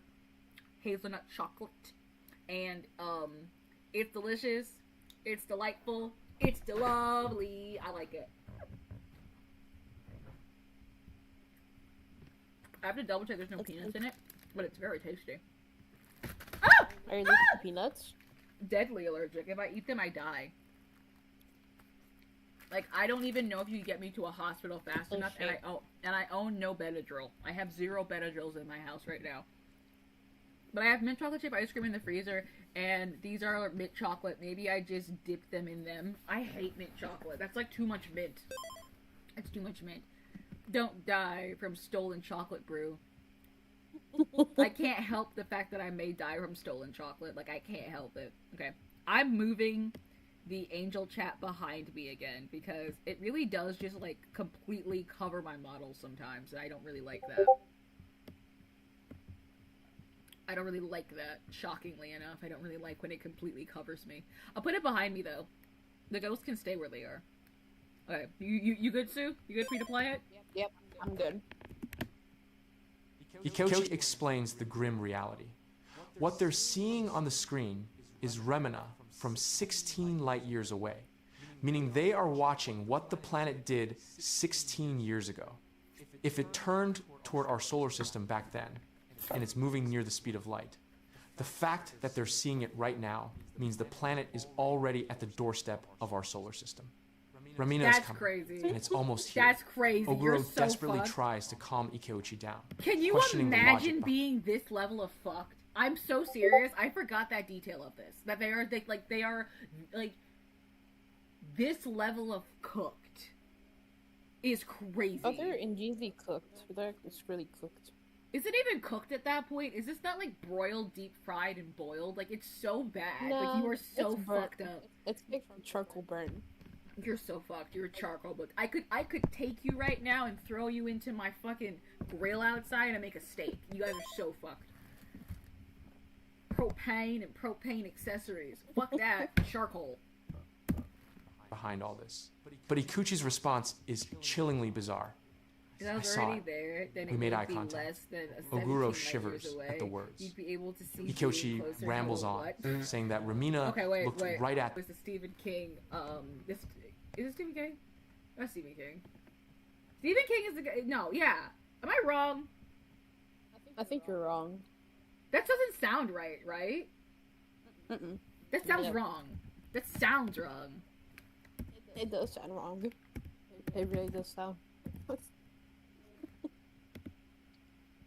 No, I was right.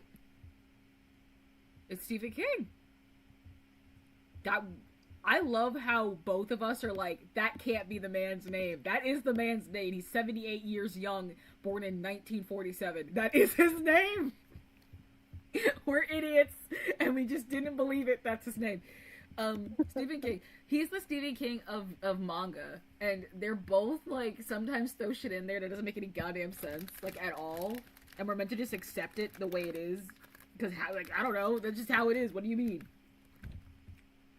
Oh, I dropped some chocolate on the ground. I'm gonna eat ground chocolate. Oh, no. And that's exactly why it's coming for him. Ground chocolate. He bursts into a manic, nervous fit of laughter while the professor frantically tries to snap him out of it. Down in the city, a swarm of anxious people corners Professor Oguro. Everyone is on edge over the leaked data, demanding to know if it's true that Remina is heading for Earth. Rumors are spreading like wildfire among astrophysicists that Remina is on a collision course with our planet. Worse yet, some claim the rogue planet literally devours any celestial body it approaches, meaning Earth is in grave danger. Visibly flustered, Oguro quickly dismisses the claims, insisting they are nothing but baseless rumors. Meanwhile, Remina gets a call from her dad. She's completely out of the loop on these new rumors. He quickly breaks the situation down for her, swearing that all the panic is built on fake news and telling her to ignore everything people are saying. Later, while riding in a flying car, still not Mitsumura helpful tells to anybody, Romina though. Just that since it's her because birthday, not happening doesn't he's help thrown anybody. together a little surprise party for her. No, it doesn't. But they just have to shoot a quick TV spot first. As soon as they land in the parking garage, a massive crowd ambushes them. They want to hear directly from Romina about the killer planet hurtling toward them. Flying They're cars, begging for a baby, statement. it's the future. Mitsumura aggressively shoves them back, shouting that it's all garbage and they need to leave her alone. Once they're clear, he tells Romina to just put it out of her mind, convinced it's a ridiculous rumor that will blow over in no time. Over at another building, Romina's surprise party is in full swing, her first birthday with her new team, complete with cake and confetti. A man holding a bouquet introduces himself as Naoya Goda, the president of her official fan club, and breathlessly tells her she is his absolute idol. She thanks him, feeling a bit awkward. Red flag. Suddenly, Red another flag, guy with a insane different red bouquet shoves Naoya aside. It's Kunihiro Minechi, the kid who showed her his fallout shelter. A petty argument breaks out among the guests over who gets to give her their gifts. Bro, I showed you my fallout shelter. Please respond. Who does that? Who does that? Who does that? Bickering stops dead when someone violently hurls an object right at Romina's face. It's an egg. A raw egg smashes against her head, covering her in yolk. The men who were just arguing instantly pivot, furious, scanning the crowd to find out who threw it. The guests glance around suspiciously, but no one seems to have seen a thing. Mitsumura quickly rushes Romina away to get cleaned up, and she starts sobbing quietly on the way. He tries to comfort her, rationalizing that the egg was probably meant for one of the guys fighting over her and just hit her by total accident. "Do you really think so?" she asks tearfully. He just tells her to get changed and promises to wait right outside. Alone in the room, Romina catches a breaking news report on the TV. What was it? The anchor announces that the International Astronomical Union has officially confirmed planet Romina is moving rapidly toward our solar system, sitting just a few thousand miles away. Almost immediately, he corrects himself, getting live updates in his earpiece. The planet is already inside our solar system. Romina's anxiety spikes. The anchor goes on to say there are unverified reports that Neptune and Pluto have completely vanished. It looks as though they were utterly wiped out. If this thing is that close, if this, okay, I don't want to be this guy. Okay, so I don't want to be this guy, but I'm gonna be this guy really quick, and I'm gonna be like a total joy kill. At what point? Okay, at what point in hearing this Seconds later, fresh intel comes through. At like what point in hearing this information, right? As a human being with free will who understands that you're cooked, do you just end it? At what point in hearing about insane shit that you know you can't do anything about, do you just go, I'm gonna take the easy route and just get out of here before this escalates any further? Because I don't know if this, I feel like there's a good chunk of the human populace that would hear Pluto and Uranus are gone. We don't know what happened to these planets. That we would lose like a good percentage of the human populace at that point at that point. Because I don't think I would stick around to find out what's happening. Would you stick around for this? No. To find out where this continues to go? No, I wouldn't. I would rather try to live. I would take I would cross the Rainbow Bridge. I would hear that and I would be gone. You can convene with your god of choice, Sue, but I would be convening with the next life. I would not be here. I would hear that and I would be gone. I would not exist. I would not hang out around the planet to find out what happens. Are you kidding me? 2 planets No, I'm gone. Confirming the worst. Neptune and Pluto have indeed been annihilated. Panic erupts in the streets as people watch the broadcast on giant jumbo. How long are you waiting? How long are you waiting to find out what happens? You're gonna hang out to see what happens? How long are you waiting to see what happens? Across the city. Long as it takes. The secret is out. For us to finish Romina this. is coming, steadily devouring every single planet in its path. Later on, the newscaster delivers another grim update. Saturn is gone too. They broadcast terrifying footage of the event, showing planet they're Remina passing straight through the gas like, giant, I'm not sticking enveloping around it for in a this. I'm blinding gone. light before Saturn simply blinks out of existence. Listen, I'm The gonna public is make absolutely terrified. I'm gonna make myself very acquainted with the Hat Man, if you know what I mean. Like, I'm going to consume an entire bottle of Benadryl and make myself very acquainted with the Hat Man. I'm going to be gone. That's 3 planets at the bare minimum that are gone. Because it's... How many... Wait, okay. What are the planets in order again? My very educated mother served us 9 pizzas. So, Pluto... Neptune, Uranus. So it went through 3 planets, and then it hit 2 more. Okay, so 5 planets are gone. 5 planets are gone. Yep. And you still want to stick around, Sue? That's the majority of the solar system. I would stick. When are you tapping out? When are you gonna join me in the Hat Man? When are you joining me in the Hat Man? I don't think I'm sticking around for this.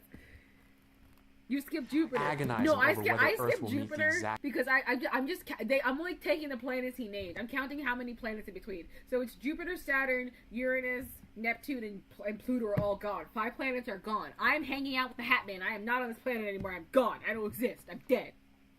Same fate. People scramble to find any possible way to survive. Word on the street is that the only chance is to evacuate the planet, but there simply aren't enough spaceships for everyone. I'm either Not to mention, no one knows if the lunar base will survive either.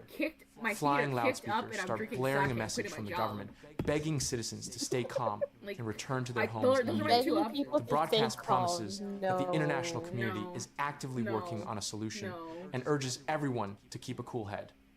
But nobody is... This is such a crazy set of sentences that are coming out of the global fucking elites and the, like, fucking world government.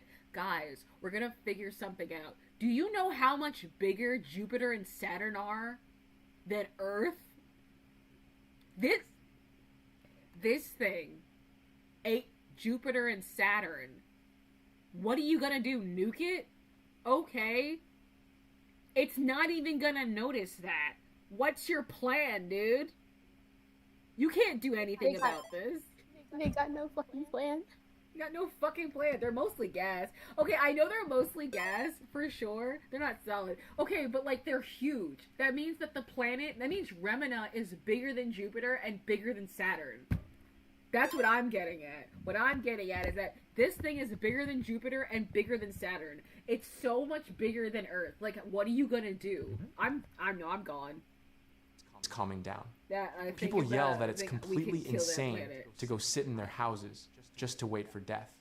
The crowd scream that the elite and politicians are just going to save themselves in escape ships. Now I'm just thinking about and that there's absolutely nothing anyone can do to stop Remina.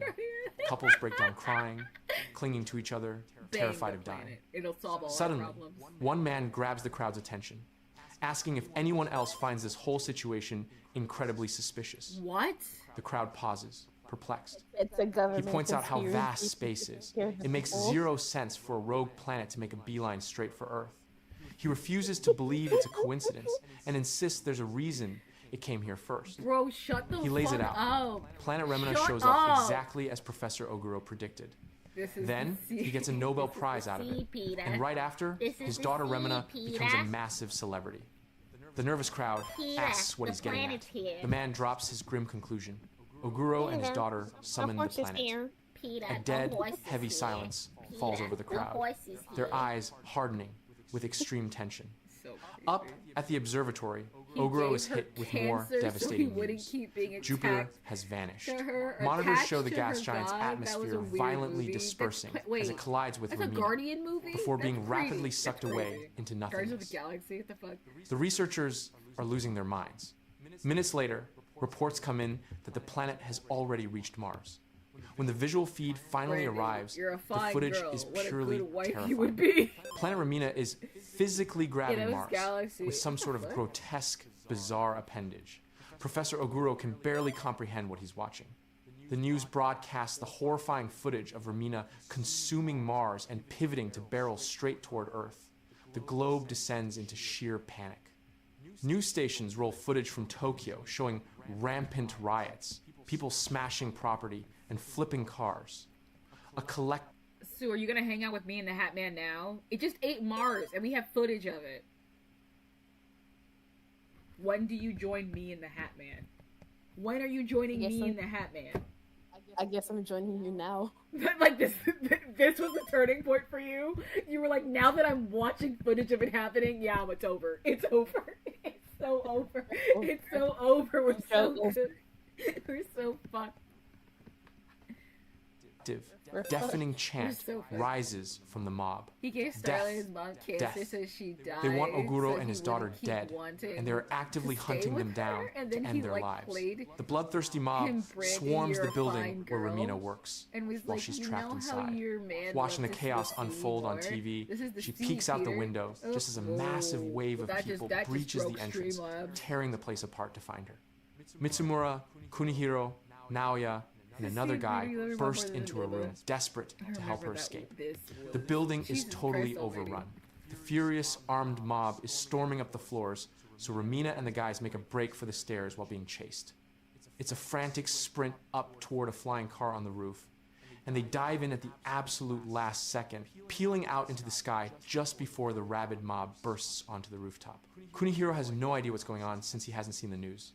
Mitsumura grimly explains that with Planet Ramina looming so close, society has completely collapsed into panic, and the public has decided it's all the girl's fault. Looking down at the streets below, they witness a horrifying sight. An endless sea of people, armed with crosses, dead set on capturing Ramina and her father. I love how they go, the planet is gonna die. We gotta go back to BC era before Christ. Grab the crosses. Why? It's the logical reason.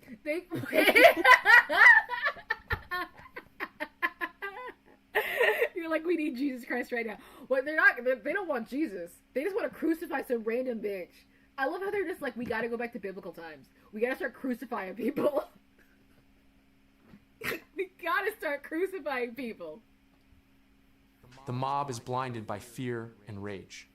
But as terrifying as they are, there's something infinitely worse waiting above them. High up in the sky, a massive, shadowy figure is now visible. Oh God. It's Ramina. People panic as they notice its terrifying presence.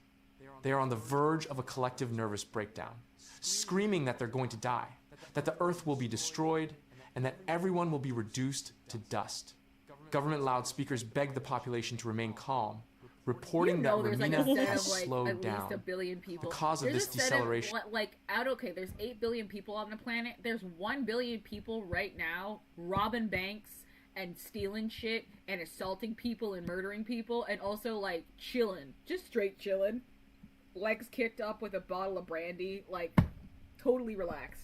They're like, we're gonna die. I can't do anything about this. What do you want me to do about this? I would either be those people or I would have been dead. Oh my God, yeah, the whole ass, it's a whole ass purge. Yeah, people are either going to be doing the purge, having their legs kicked up, chilling, or like in the streets freaking out like this. That's no moon. Is unknown, but the planet has completely stopped right before touching the Earth. They also announce that a lunar base has launched a probe to analyze the celestial body and conduct further studies. Hearing this news, the public rejoices.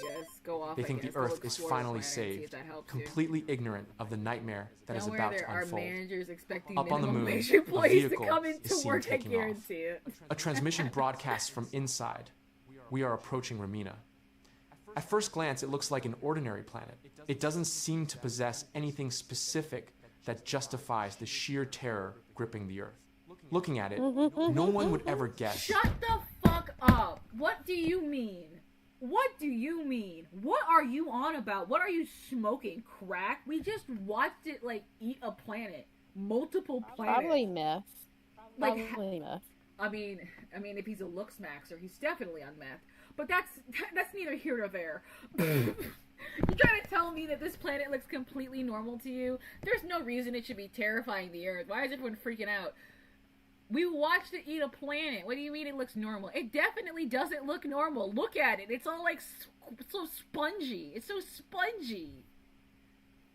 That this mass had ripped through space at astonishing speeds, or that it had destroyed planet after planet on its warpath to Earth. Seeing the significant drop in speed, the astronauts conclude that the danger has completely passed. What do you mean? The ship enters the planet's orbit. Are you stupid? And the pilots prepare to approach its dark side. They are. They gotta be. Kaneshi, one of the crew members, gets ready to log observations. But as the ship moves forward, he notices something bizarre. The whole Absolute face terror smashing washes thing over is his just so face. fucking wild. What is it, Mr. Kaneshi? The commander asks. The astronaut can't even describe it. He tells his superior he just has to see it for himself. Outside the ship is a horrifying sight. A gigantic circle with bulging veins on the edges. What looks like massive eyelashes. Like, oh my god, so many times I want to draw, like, what I imagine the living planet for, like, my own shit is like, and I can't do it because every time I want to do it, I'm like, I just want to draw Planet Remina. Because this is my headcanon of what, like, when I say Brutus from a living planet, it's like this grotesque, menacing thing. It's like this, but I can't draw this. I don't know how to fucking draw this. I can't draw this. I'm not Junji Ito. I can't draw my own version of this. I'm stupid. And a colossal iris staring right back at them. One of the men can't comprehend what he's seeing, but to the other, it's terrifyingly obvious they've run directly into a giant eye. They try to rationalize it, desperately theorizing that it might just be a massive volcano. But then, to dispel all doubts, the giant eye literally swivels to look straight at them.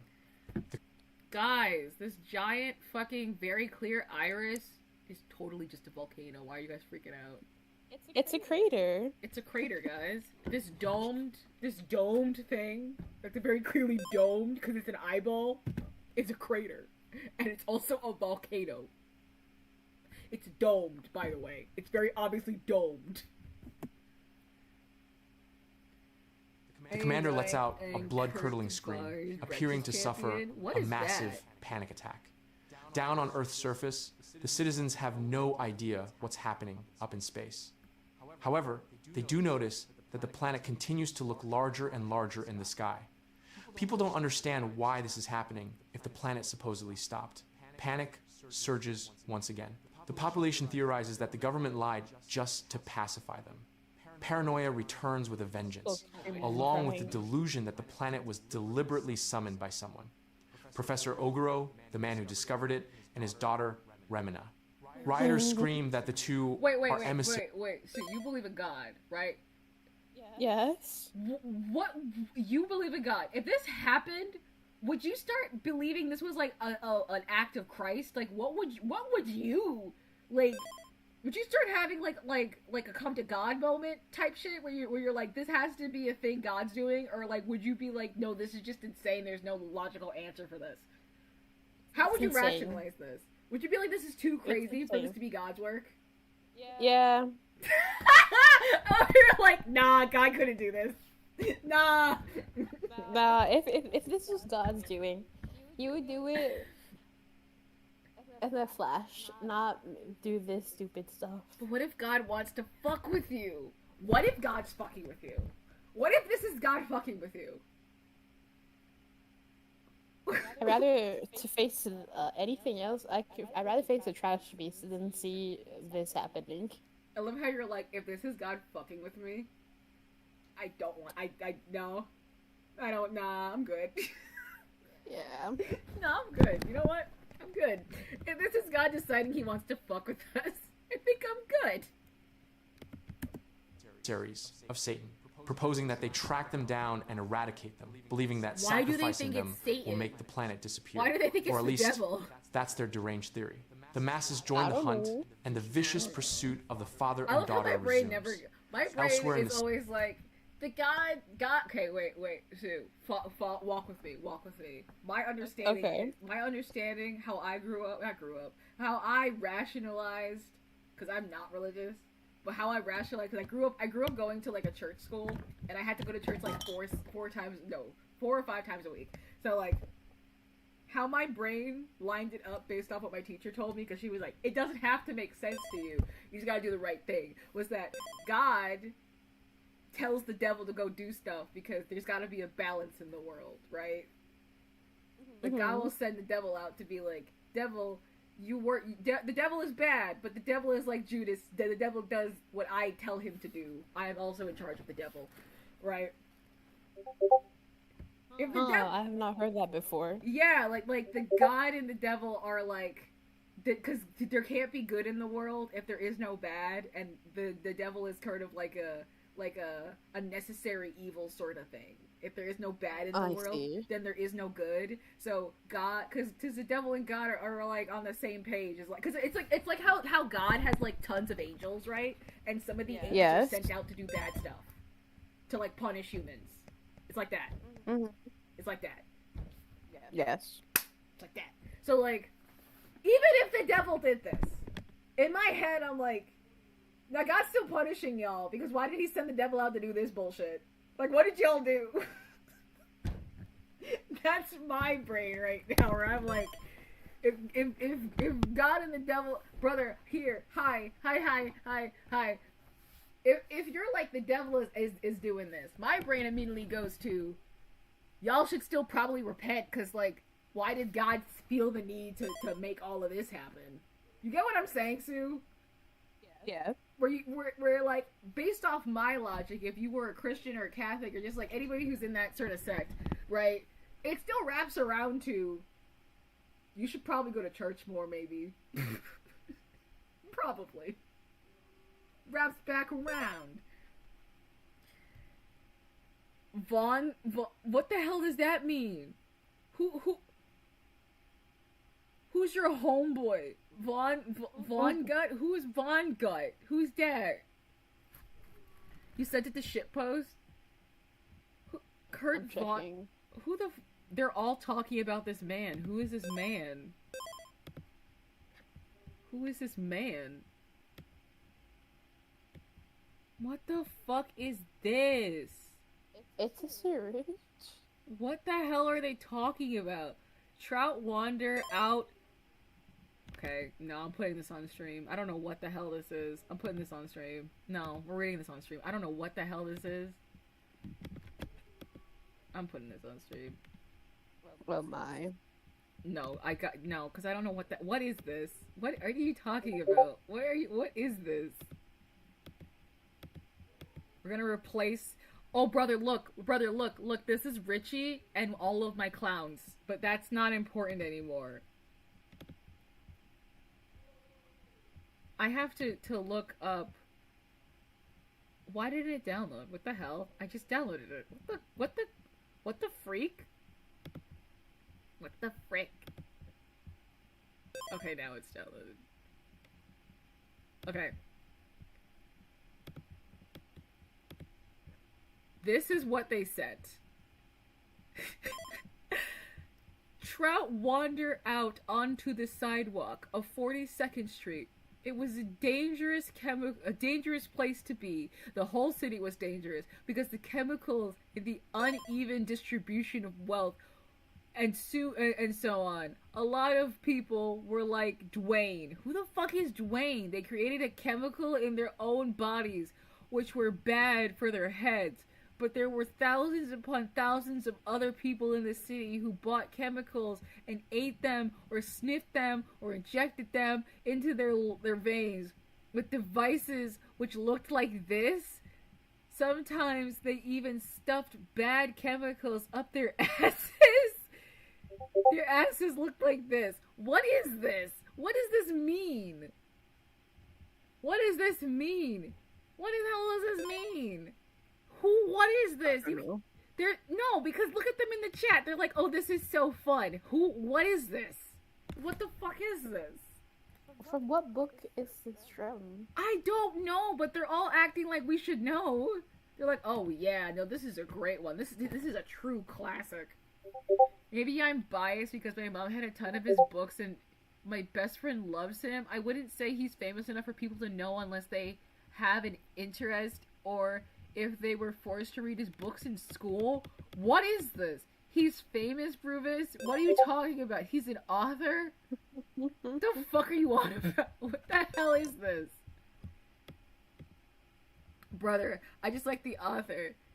Stop getting at me. I said not many people would like him, brother. No, I am getting at you. This is like how you like Fujimoto. I hate that guy. I'm gonna kill Fujimoto myself. Keep dreaming, Denji. That's you right now. That's you again. This is the second time this month that you've done this to me.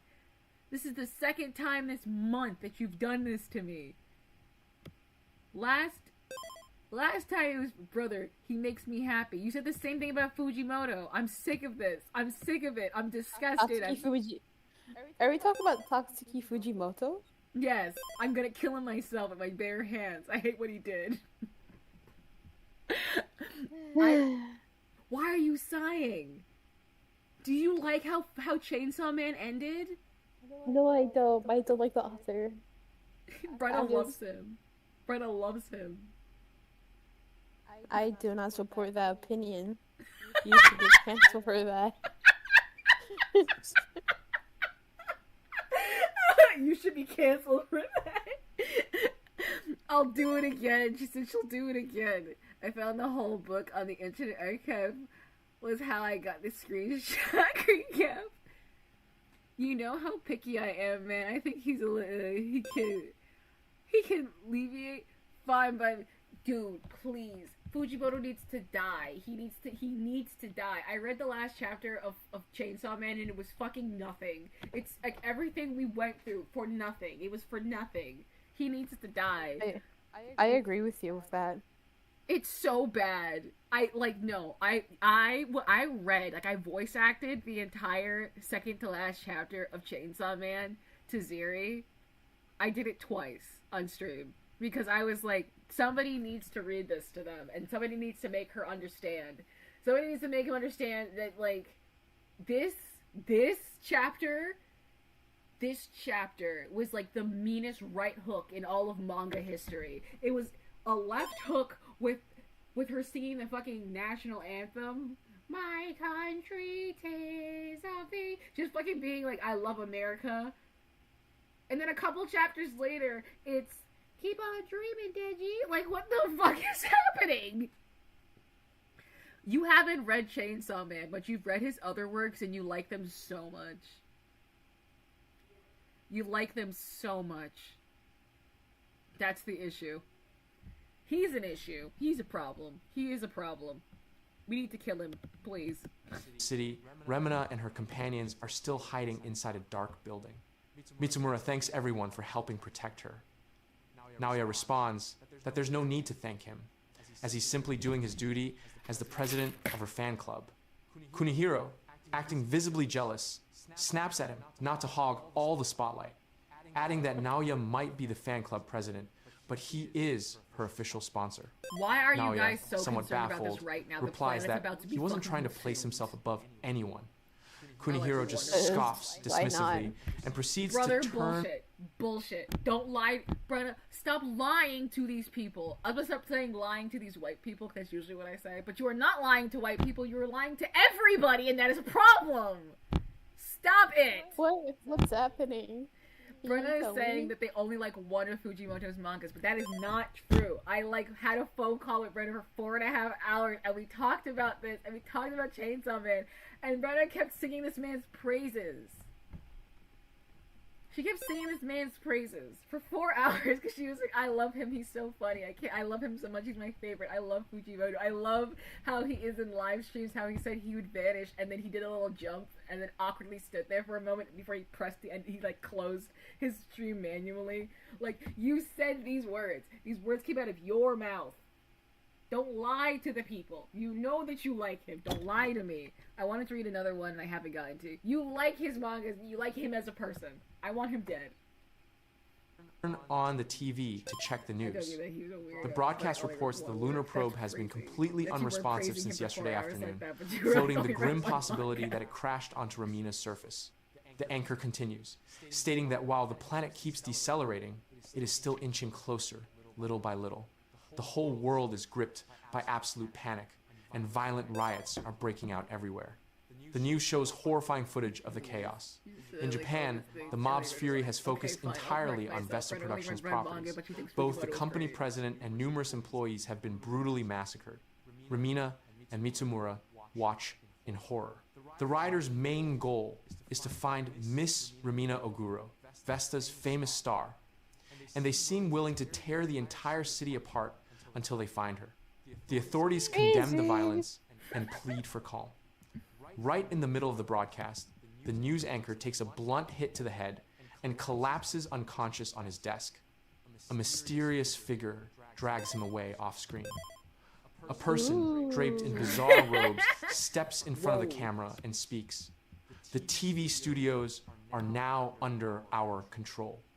I represent all those who love the Earth. What the hell? Our planet is on the brink of catastrophe. Ramina will soon wipe it out, and neither the government nor the U.S. Oh, the KKK. Yeah. The Cool Clan. The Cool Kids Clan. The Kool-Aid Man Clan. The Kool-Aid Man Clan. Oh yeah. Oh yeah. UN can stop it. But there is a way. Just one way. Oh my God, Eliminate the Oguros, father and daughter, Japanese brothers and sisters. You must find them.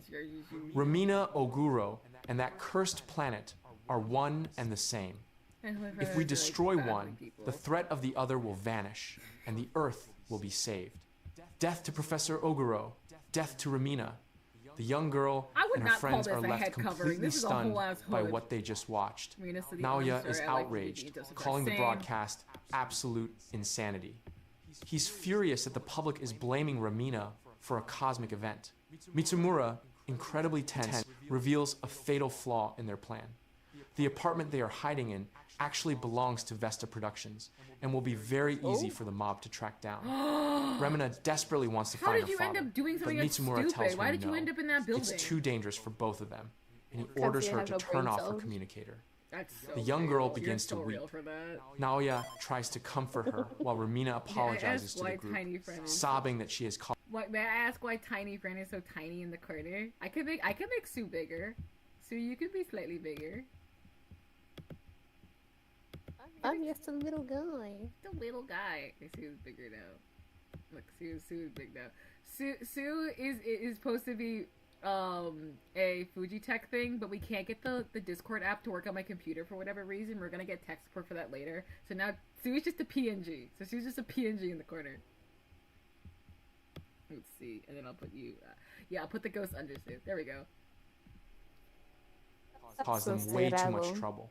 She begs them to go home and leave her behind. We just didn't get it to They work. immediately refuse, telling her she needs to trust them to keep her safe.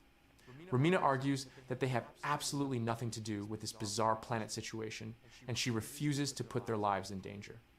Mitsumura counters that he has everything to do with it. He was the one who dragged her into the entertainment world, so it's his absolute duty to protect her. He looks her dead in the eye. This is like such head-ass logic. I'm so sorry. What do you mean? Like, what are you talking about? Like, are you a cop? Are you like a military man? Like, what experiences do you have that would make you like a good person to hide behind in an emergency like this? And swears he will do everything in his power. They have no experience. Like, go on. I was about to go off. Go on. I was just gonna say they all need arson in Minecraft. I don't want to say arson IRL, but like, I think arson is just an option. No, I say arson IRL. My whole chest. Arson IRL. 10 toes down. 10 toes down. The arson. You just need to burn everything because like the world's ending. Like nothing's gonna save them. Like, it's not. Like, this is what I mean. Like, I would become incredibly acquainted with the fucking Hat Man at this point. Like, if I hadn't already become very acquainted with the Hat Man, there's no way the world's supply of Benadryl is surviving this entire thing. Because people are going to consume entire bottles of it to get out of this. Before this planet even gets to them. Bodies in the streets. Are you kidding me? Hell no. What's the... Cyanide. Cyanide?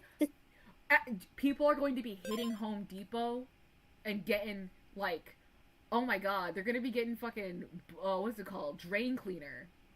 And, like, other fucking chemicals and shit. Like, anything that's poison. Yeah. I'm gonna Arsenic? I will become very acquainted. Very acquainted very acquainted with these chemicals. Very acquainted. Make myself a nice little cocktail. I swear, I would be gone. Why would I hang around to find out? What are we hanging around to find out about? We all know what's gonna happen. Why are we hanging out? Because we're dumb. Or to ensure nothing really happens stupid, to her. Lol. The others Why are is the taken Hat aback Man and not by his just firm, eats some peanuts, emotional bro? declaration. Because if I'm with the Hat Man, at least I get to take a really good fucking nap. If I eat peanuts, peanuts are going to be me suffocating and freaking out and my body panicking. Like, that's not a way to go out. If I just take a bunch of Benadryl, I'm just gonna sleep. I'm just gonna sleep and not wake up, which I'm fine with. Benadryl's the way out. S tier. S tier escape plan. Not wanting to be left behind, Naoya chimes in that he will protect her too, claiming he cares for her just as much as Mitsumura does. Mitsumura steps closer to Remina, softly telling her that she means a lot to him. Seeing this intimate moment, Kunihiro explodes with jealousy. He violently shoves Mitsumura away, ordering him not to touch her. He declares that her protector can be no one else but him, her wealthy sponsor. Mitsumura steps between the two before a physical fight breaks out, yelling that this isn't the time to argue. Kunihiro glares at Mitsumura, demanding to know what the businessman suggests they do next. Mitsumura replies that, first off, they need to find a secure location. Kunihiro immediately offers to take Remina to his house, but makes it explicitly clear he only wants to take her, refusing to let the others tag along. Naoya is deeply uncomfortable with this idea, not trusting Kunihiro's intentions in the slightest. Kunihiro defends himself, arguing that she would be perfectly safe at his estate since an incel? Oh my god, you're right. Are they both incels though, or is it just the fan club guy? Are they both incels? I think both of them are incels. I think like different flavors of it for sure. Since they have a state-of-the-art bomb shelter.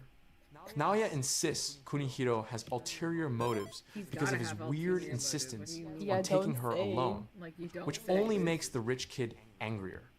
Mitsumura aggressively shushes them all as loud, violent noises echo from outside. Peeking through the window, they see a massive, bloodthirsty mob. The crowd is shouting that the building belongs to Vesta and that the car parked outside is her manager's. The mob pounds furiously on the doors, demanding they open up because they know people are hiding inside. Getting no response, they decide to break the doors down. Kunihiro starts to severely panic. Naoya tells the fan club's vice president, the other young guy with them, to go get the car and bring it around to the balcony for a quick getaway. The guy refuses, paralyzed by fear. I call them Sue, S-U, Sue, because that's their second name, but their first name is I can never pronounce it. I always pronounce it wrong. I always pronounce it wrong. It's Sho Suzuki. Yeah, like I know it's something simple, but every time I see it, I always fuck it up, and I'm never confident in saying it. It's S-Y-O. Never confident, so I just call them Sue.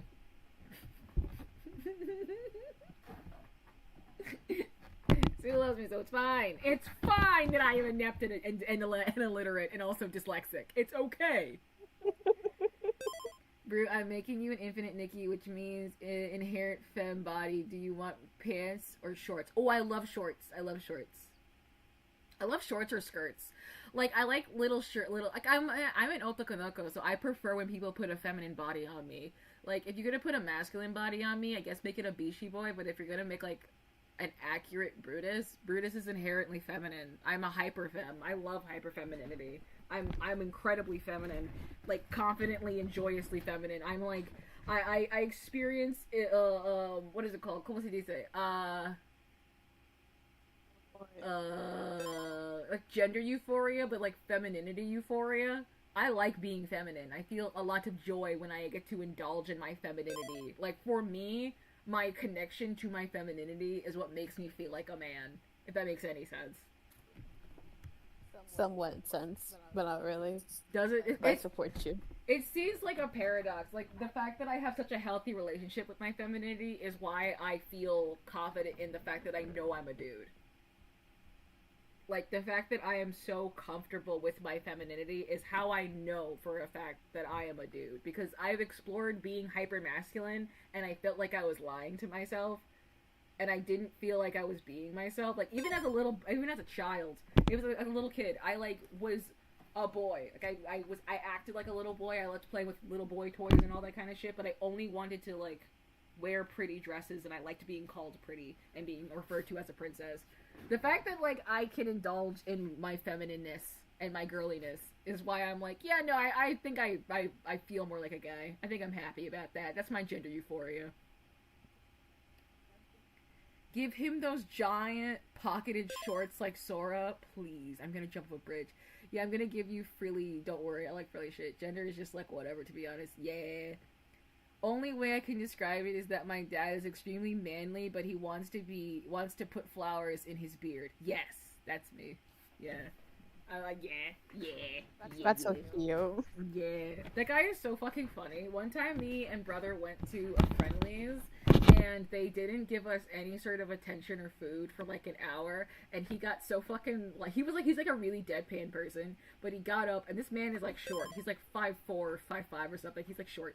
And he got up, and he like, no, did he get up or did he call a waiter over? It doesn't matter. He got staff to come over to us, and he was so intimidating. He was like, I have 2 children here with me. Do you understand that they haven't had food in an hour? We've been sitting here and no one's given us, like, I'm being so serious. Like, what the fuck is happening? And the guy got, like, so spooked that he gave us free shit. My dad, he's 5'9". I remember him being so much smaller and so much more intimidating. He's tiny. My point stands. He yelled at this guy and he gave us free shit. It was awesome. It was dope. We got free ice cream. Yeah. No. Yeah, He's really tall compared to me. Is he? I just remember him being he feels like somebody who is tiny but scary. Like a small, like a raccoon. He's like a raccoon. He just sucked. He's like a raccoon. He got raccoon energy where he's like, he definitely has rabies. He could definitely bite you and give you rabies. The crowd Like and a makes badger. a blind run for instead. He bursts out onto the balcony, screaming at the mob below that he has nothing Jimmy's to do with covered in tattoos Romina and or he's like any a of this. badger. Down in the streets, a man on a hovering vehicle calmly aims a firearm at the young man. It's really funny. A burst of gunfire rips through him, spraying blood Next as he time collapses we do over the Hangout and railing. you're able to host, Inside, you should tell the story. group It'd is be funny. gripped by absolute terror. They sprint to the back of the building, reaching another room where they seem completely trapped. Mitsumura rips open a large trash chute and suggests they escape through there. The mob finally breaches the floor, and Romina and the others scramble into the chute. Just as the rioters are about to grab Mitsumura, someone swings an axe at his head. He fights back fiercely, driving his knee into one guy's stomach, As he dies. punching another, and delivering a brutal kick to a third man's face. After dropping He's 3 gonna attackers die. to the floor, I hope he dives dies. into the chute after his friends. Meanwhile, the observatory is entirely surrounded by an angry mob hovering in various vehicles and flying contraptions. Inside, the scientists are desperately debating their next move. No, I don't think Through we're a near the video end. I screen, think we're like in the someone midway. asks Professor Oguro if he has any ideas to solve this apocalyptic nightmare. He has absolutely none. Another colleague brings up Yeah, we're, the like, towards horrific the midpoint of the accusations, story. blaming him and his daughter for summoning the planet. Oguro dismisses it as total, unscientific nonsense. That's so real. Right then, another researcher informs Oguro that they are receiving a new transmission. It's from Kane Ishii, one of the astronauts from the Remina mission. They all assumed the ship was destroyed upon entering the atmosphere, but apparently they managed to land.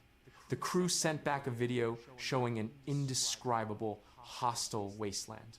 Professor Oguro and his colleague can't believe their eyes. Like, look at this shit. I'm so. This is like such a good panel. Like, to me, this is like such a good panel. Like, look at this. In the video, It's so crazy. astronaut Daisuke Kaneshi Also, if you saw something like this, as like what the fuck are you doing? If you like fully comprehended the level of fucked you are like this, what's the next move? I know I keep joking about just like end it, but like, what is actually the next move? Is it like, am I like being real? Okay, am I so serious? Like, do you just end it at this point? I think I would have ended when Mars was like killed off or like eaten away. I feel like So same. I feel like same, but like theoretically, you and I, for whatever reason, like complete delusional weirdos, we like decided to stick around till this point. What do you do? What does one do if they see something beyond human comprehension? Like, what do you actually do? Cyanide pill. I love how you're like, no, you just kill yourself. You just kill yourself. You just die. That's it. You just kill yourself. That's it. Maybe I tried to eat it. You would try to eat it. How are you eating it? Are you kind of neat? Like how? Are we boiling this? Are we doing this as a brisket? Or I love how you're like, we can eat the planet. We can make this work. We need to make it a brisket. That's how we fix this. Just make it a brisket. Just boil it. It's fine. That'll fix. Stew it. Barbecue this. Stew this shit, bro. Nah, let's put some kimchi on the side and just. Might as well see how it shakes out. Stop. What do you mean? Explains that an accident forced them to crash land on Remina, and only he and Simon survived the impact. The surface is sinister, and the terrain is far too harsh to establish any kind of base. He notes that analyzing the atmosphere is impossible because some of the planet's elements are entirely unknown to I'm gonna fucking jump off a bridge. I'm gonna actually jump off a bridge. I'm gonna jump off a bridge. I'm gonna do it. I'm gonna jump off a bridge right now. What are you talking about, Brenna? Brenna's like talking about the people who want to put their peepees in the planet. Which, oh my god. What? It's tentacle hentai. I'm gonna. I should kill myself now. What are you talking about? What are you talking about? People do act like that, and you know it. I forgot that I said there's at least 1 billion people who are either chilling and kicking it, robbing banks, murdering and doing the purge, or just straight up have killed themselves. There's at least 1 billion people who have done that. Likely at this point, 2 to 3 billion people have likely done that. But I also forgot there's at least 100,000 people on this planet who are looking at Remina being like, I can hit, would hit. Nah, would smash. What? Yeah, God, you are. God, you're right. People are gonna try to fuck the planet. They're gonna think about it at the bare minimum. human science. Then, the other astronaut, Simons, spots something in the distance. He points his finger, and distinct, bizarre silhouettes can be seen. There's no way you they can look eat it like back. humanoid figures, trying to signal them. The camera zooms in on these supposed beings, and then the video abruptly cuts to black. The professors have no idea what to make of the terrifying footage. Pacing through the facility, Ogura mentions he intends to return to Tokyo. He is deeply worried because he hasn't heard a single word from his daughter.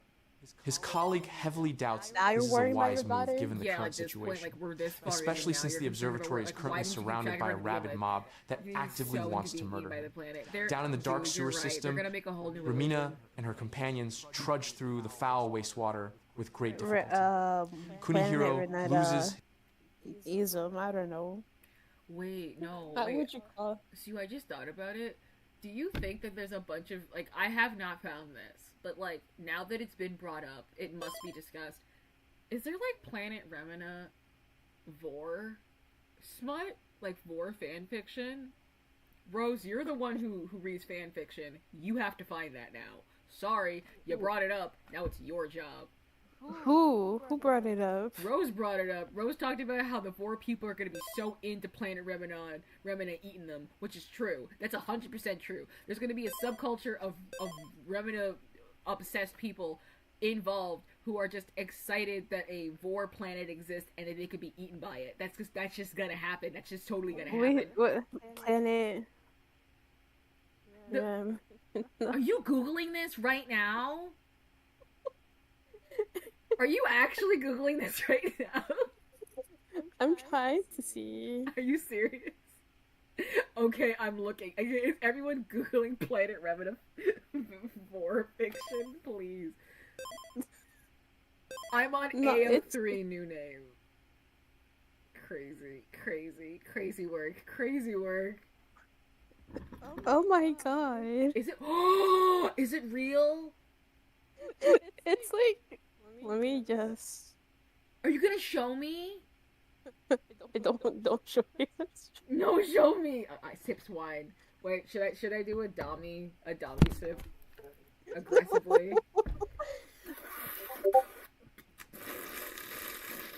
I just googled planet. I appear to have what?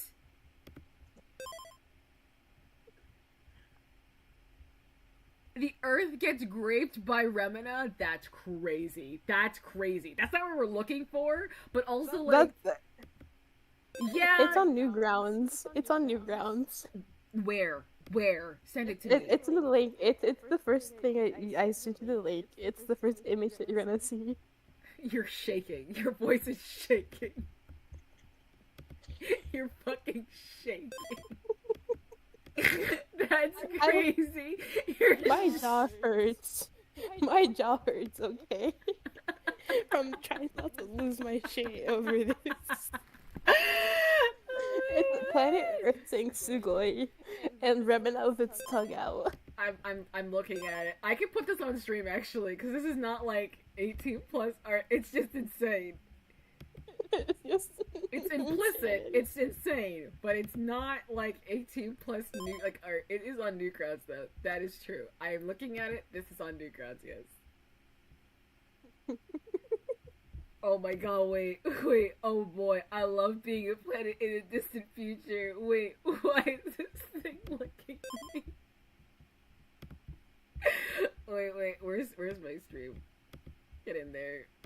Guys, wait, this is what Sue just showed me.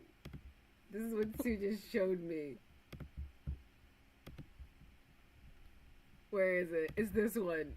It's this one. It's this.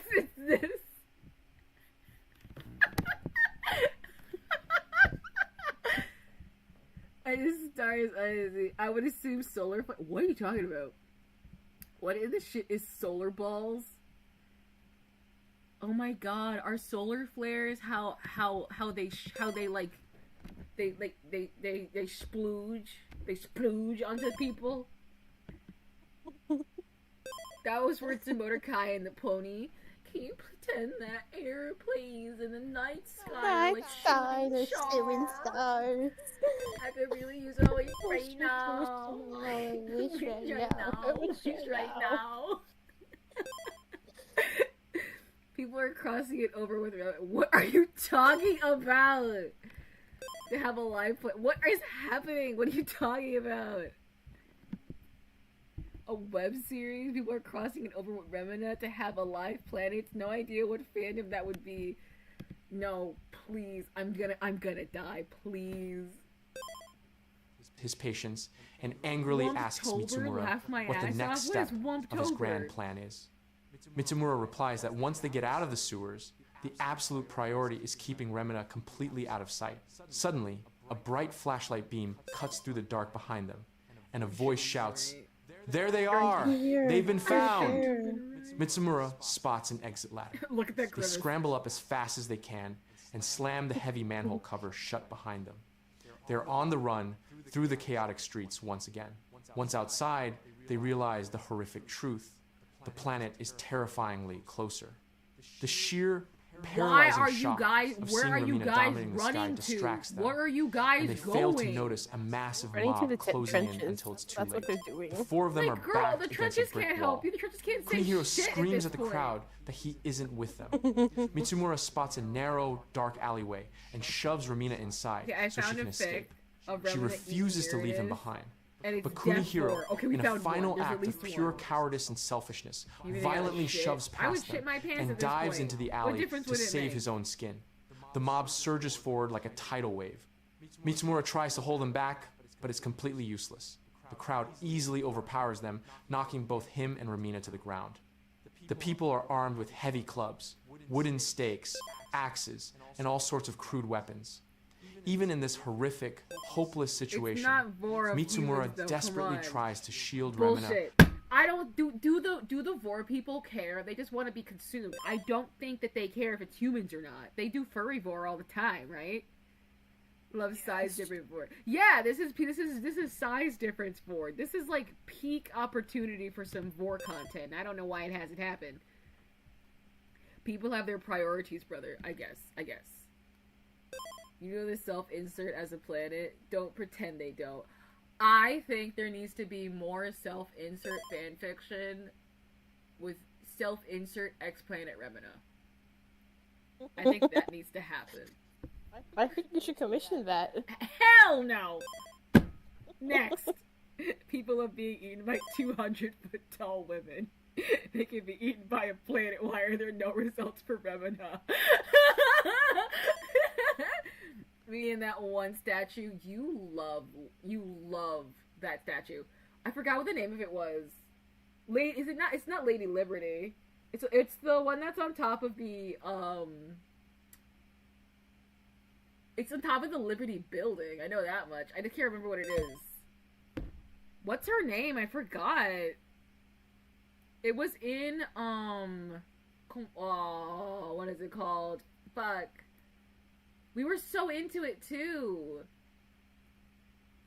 Oh, I gotta find it after we do this, or I'm gonna lose it, brother. If you can find it, you tell me because I can't remember. I know it's by Wendigoon.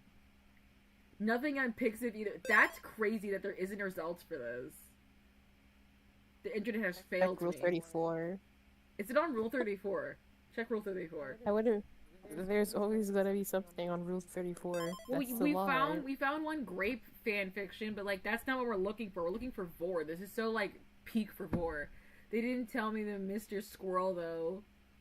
Who the fuck is Mr. Squirrel? Oh my god, I do remember Mr. Squirrel. Monument Mythos, yes.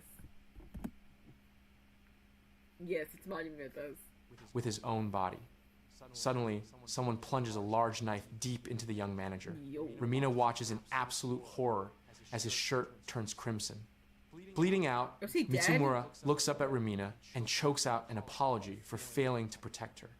He tells her he just wanted her to be proud of him, but he failed. Tears streaming down her face, Remina begs him not to say that, Is he also confessing an incel? that she doesn't regret a single thing. Do you think thing. These are all three different flavors of incel? These three men that we're dealing with? What flavor is this guy? At least this one's like sorry. This one's sorry at least, yeah. I guess it's fine. I guess it's fine then. The scale is not right. But someone did want to be tugged by Remina. But like, there's gotta be more. There's gotta be more. There's gotta be wanting to be eaten. It eats plant. Like okay. Spoilers. Remina also is like an asshole because I think you can tell it's messing with the earth. Like it's slowly approaching like a predator stalking its prey. And then once it gets close enough, it does take one of its tongues and like spin the earth and fuck with it. Like it is messing with people. It like knows what it's doing. Like I don't know how people aren't like making fan fiction about this planet being like an aggressive dommy mommy or something. I'm surprised it hasn't happened. Like I'm very surprised. Because it's right there. There's so many opportunities for that to happen. That's why I'm surprised. I'm not saying I'm into it. I'm just saying it's right there. It's right there. Like, how has it not happened? It's right there. That she is the one who failed him. In a final, desperate breath, she confesses that she loves him. Fading fast, Mitsumura whispers that he loves her too. Maybe he wasn't an incel. Maybe he was normal. And we just his voice disappears forever. Seeing him go totally lifeless, Remina screams at him not to leave her. Naoya watches the tragedy unfold in absolute agony. The man with the bloody knife turns to strike Remina, but a group of mysterious, rogue figures suddenly yells for them to stop. One of the hooded men declares that the elimination of Remina is a sacred act, and a very special place has been prepared for it. Guided by these cultists, the mob violently drags Remina and Naoya away, tying their hands. The girl is weeping uncontrollably, completely broken by Mitsumura's brutal murder. Naoya promises her he will find a way to get her out of there, swearing that he loves her more than anyone else in the world, despite knowing how she truly felt about Mitsumura. They finally arrive at the execution site. One of the hooded men points into the distance and sneers. Look, that is where you are going to die. Far off, rising above a massive, frenzied crowd, she spots two large crosses. As her eyes adjust, a painfully familiar figure comes into focus. You cannot be dropping new words on me at the peak of the at the peak of the story's drama. You're dropping new words on me for. What? Cunnilingus vor? Be so fucking for real. What? Drop it on now? Of all times? To fondle. It's her father, Professor Oguro, nailed to one of the crosses. I meant Romina is paralyzed with terror, seeing him covered in brutal, bloody wounds, and she screams out for her dad. Recognizing his daughter's voice through the blinding pain, Oguro calls back to her in absolute agony. My daughter, I beg you, please forgive me. I never should have named the planet after you. Romina hysterically screams for help, begging anyone in the crowd to save her father. At least I know some At that exact shit. moment, one of the hooded leaders gives the fatal order. A group of men lunges forward, violently driving their long spears. Dude, I was right. This is what I'm saying. They were like, the world's gonna end. We gotta go back to Christ. But not in a way that's productive. Not in a way that's productive. They're like, we gotta go back to Christ. Okay, you mean everyone gather around and pray and hope God saves us? No. I mean we become the Romans and we start crucifying people. Right now. That's our solution to the problem. Just start grabbing guys and crucifying them. That'll fix this. Guys, it totally works. It's always the solution. It's always the solution. Sue, it totally worked when the Romans did it. What do you mean? When the Romans did it, it totally worked. It didn't backfire. At all. The guy didn't come back. It's fine. It totally worked. Right through Oguro's body. Romina completely breaks down, screaming in horror. Covered in fatal wounds, her father dies agonizingly on the cross. High above, the planet Remina hangs ominously in the sky. Okay, but casting for real, Sue, look. You can't. Okay, tell me this is not a really metal panel though. I love this panel. I want this panel. Sometimes often when we do horror hangout, I find a couple panels that I'm like, this would make a sick metal shirt. I think this is my panel for the stream. I might find a different one at some point, but I think this one is so fucking metal. He's strung up on a cross like Christ, stabbed up like the Romans, dangling, and in the background is a living planet slowly approaching to eat them. That's super fucking metal. It's so good. It is a good shirt. It would be such a sick shirt. It would be such a sick shirt. Suffocating, apocalyptic atmosphere over everything, and heralding the slow, inescapable end of the world. The mob is celebrating Professor Oguro's death right in front of his daughter. Why? They stab him over and over with their spears, completely deluded into thinking this is some kind of sacred execution. Nice. Romina screams for her father while the crowd howls in manic ecstasy, genuinely proud of the horrific thing they've just done. The professor stops moving. His head slumps forward, a thin trail of blood dripping down, and Remina screams even louder. Following the hooded leader's orders, the mob tackles the girl and violently drags her across the ground. No one steps in to stop them. What the hell gonna do to her? Also, can we talk about it really quick? There's one elephant in the room that is yet to be acknowledged. Earth's gravity at this point would be fucked up. At this point would be cooked. Right? Junji didn't think about that. I mean, listen. I know later on, spoiler, I know later on in the manga the gravity starts getting fucked, but if the moon was this close to the Earth, gravity would be fucked. Right? Gravity as we know it would be fucked. Yes. This planet is bigger than Jupiter and Saturn. If this thing got this close where we could see the texture of the planet, I feel like Earth would have been sucked into it, aggressively, right? And I don't even think it would have gotten a chance to fuck with it. You know what I mean? Because, the gravitational pull of Remina would be so strong that Earth would be pulled into it and like crash into the side of it or something at this point. I don't think Remina would have gotten the opportunity to fuck with us the way it's going to later. I don't think so, at least. I think it would have been pulled against the planet at this point. It's too close. It's way too close. Imagine what it would do to tides. Yeah, that's what I'm saying. Like, the tides must be cooked. Like, every, like, coastal city, country, every island... Okay, there are no island countries left. I know we're on... Like, Japan would have sunken into the ocean at this point. I believe. There would have been tsunamis and everybody would be dead. They bind her wrists with ropes and hoist her up onto the cross, tying the ropes tightly around her limbs to secure her against the wood.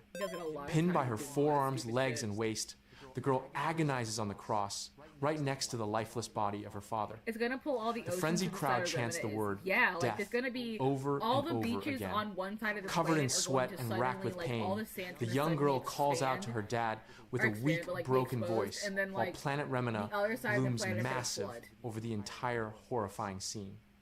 Suddenly, terror washes over the crowd. They notice something peering out from beneath the planet's thick clouds. It's staring right at them. I would with say a this is colossal like one eye, of Junji Ito's hovering over the strongest execution stories about site. The psychological mysterious horror, though. celestial body. Oh Just wait, watch brother, I just remembered. There's another Junji Ito story similar to this that's like psychological horror that I think is fantastic. There's the one that talks about how there's like an animal or a sea creature in the ocean.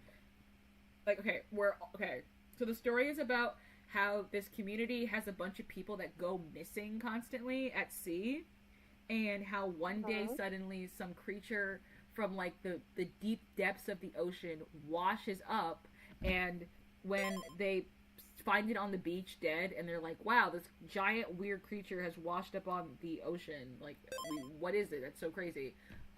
They realize, because the skin's see-through, that it's full of all of the people that went missing, and when they cut it open and pull the people out hoping that like they can resuscitate them, all the people freak out and like are like, they're not like human anymore. They're human beings, but they're like not human anymore. They have like reverted back to like a base instinct, and all they want to do is be within the fucking giant creature. So they all walk back into the ocean, and I guess the best way I would describe it is it's an exploration of the human need to like return to the womb, quote unquote, to like be contained and safe.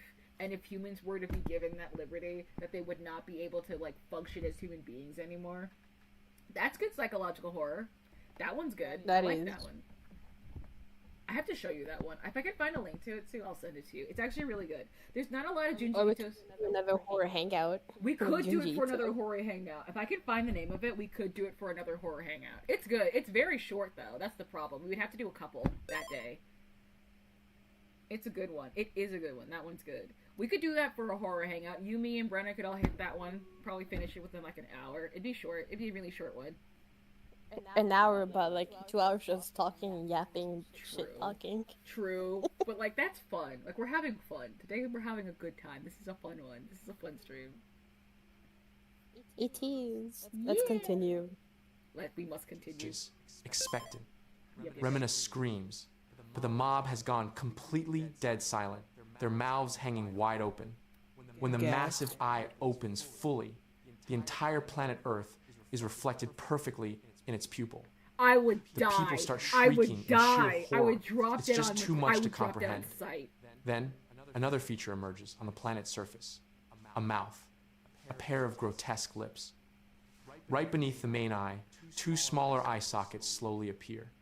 The Earth's moon casts a tiny, insignificant shadow against Remina's massive surface. Wait. Let's talk about it. Like, the size difference on this. Like, look at the size difference on this. There's no way. If the moon is able to pull our tides, there's no fucking way. The whole half of the planet would be drowned. There's no way. Look at the difference in size. There's no way. It needs lip balm. It's crazy. Lip balm. No, it needs Vaseline. It needs Vaseline. It's crazy. From the planet's horrific It mouth, needs a stick of cocoa a butter. gigantic tongue slithers out and stretches Coconut toward our oil. moon. It needs the coconut Remina's oil. tongue wraps entirely around the tiny sphere and swallows it whole. It literally devours the moon. The crowd is driven past the point of sanity, crying and screaming, "It swallowed the moon!" The giant eye shifts its gaze, and the grotesque tongue shoots out once again, this time aiming straight for Earth. The people watch this unimaginable nightmare hurtling toward them, and absolute dread consumes everyone. But just then...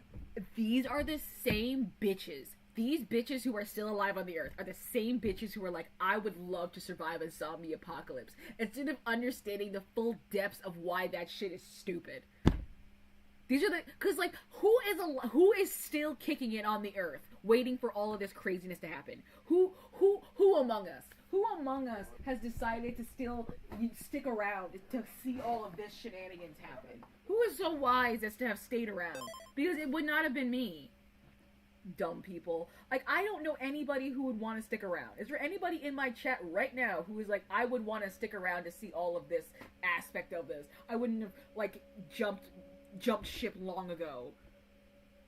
Because, like, how is there anyone alive to witness this? How is there anyone alive for the planet to be able to fuck with? To, like, keep amusing itself like this? It's crazy. Their attention is violently ripped away.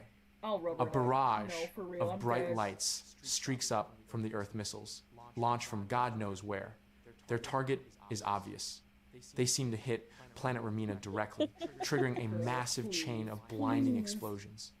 The missiles all detonate together, creating an unbelievable light show in the sky. But then, something inexplicably terrifying happens. The missiles actually rebound back toward Earth. At first, it looks like a beautiful shower of glowing lights falling from the sky. But as soon as they make impact, the deadly spectacle ends, and the real devastation begins. It transforms the city into a literal hellscape. Raging fires tear through buildings, reducing them to rubble. Intense shockwaves and endless deafening blasts rip through the area. One of these massive explosions hits right near the crosses, sending the mob scattering in a blind panic. A colossal fireball erupts, swallowing the executioners in thick smoke and reducing them to mere silhouettes. The blistering heat wave, carrying smaller trails of fire, catches the fleeing people and burns them alive. There's no way. Through the chaos, Naoya spots Remina, still tied to the cross, and rushes back to save her. The relentless explosion... Well, brother, think about it this way. There would be nobody alive to document this, but it's okay because there would be nobody alive to, like, even to appreciate the documents. The only life we have in our known universe would be gone, so it wouldn't matter. And even if other life existed out there, Remina will quickly find it and eat it, so it's fine. It doesn't matter. The only one who needs to document this happening is Remina, and Remina is very aware of what it's doing, so it's fine. It's been documented. It's okay. Like, just churn up a massive... watching a horror movie and they're like imitating it, like, oh, this person's gonna die, this person's gonna die this way. Yeah. And Sonic got scared away. He's just floating around. What? Like, Sonic got scared. My dad made like a chomping sound of, like, if they're watching like a shark movie. Oh yeah. Shark horror movie. And Sonic got scared. He flew around where I was and flew back where my parents were. He was like, he saw this shit and he's like, ah, this is worse, this is so much worse. He's like, ah, I hate this. Yeah. Remina has a diary. Dear diary, these little humans are fucking delicious, but also they're like really fucking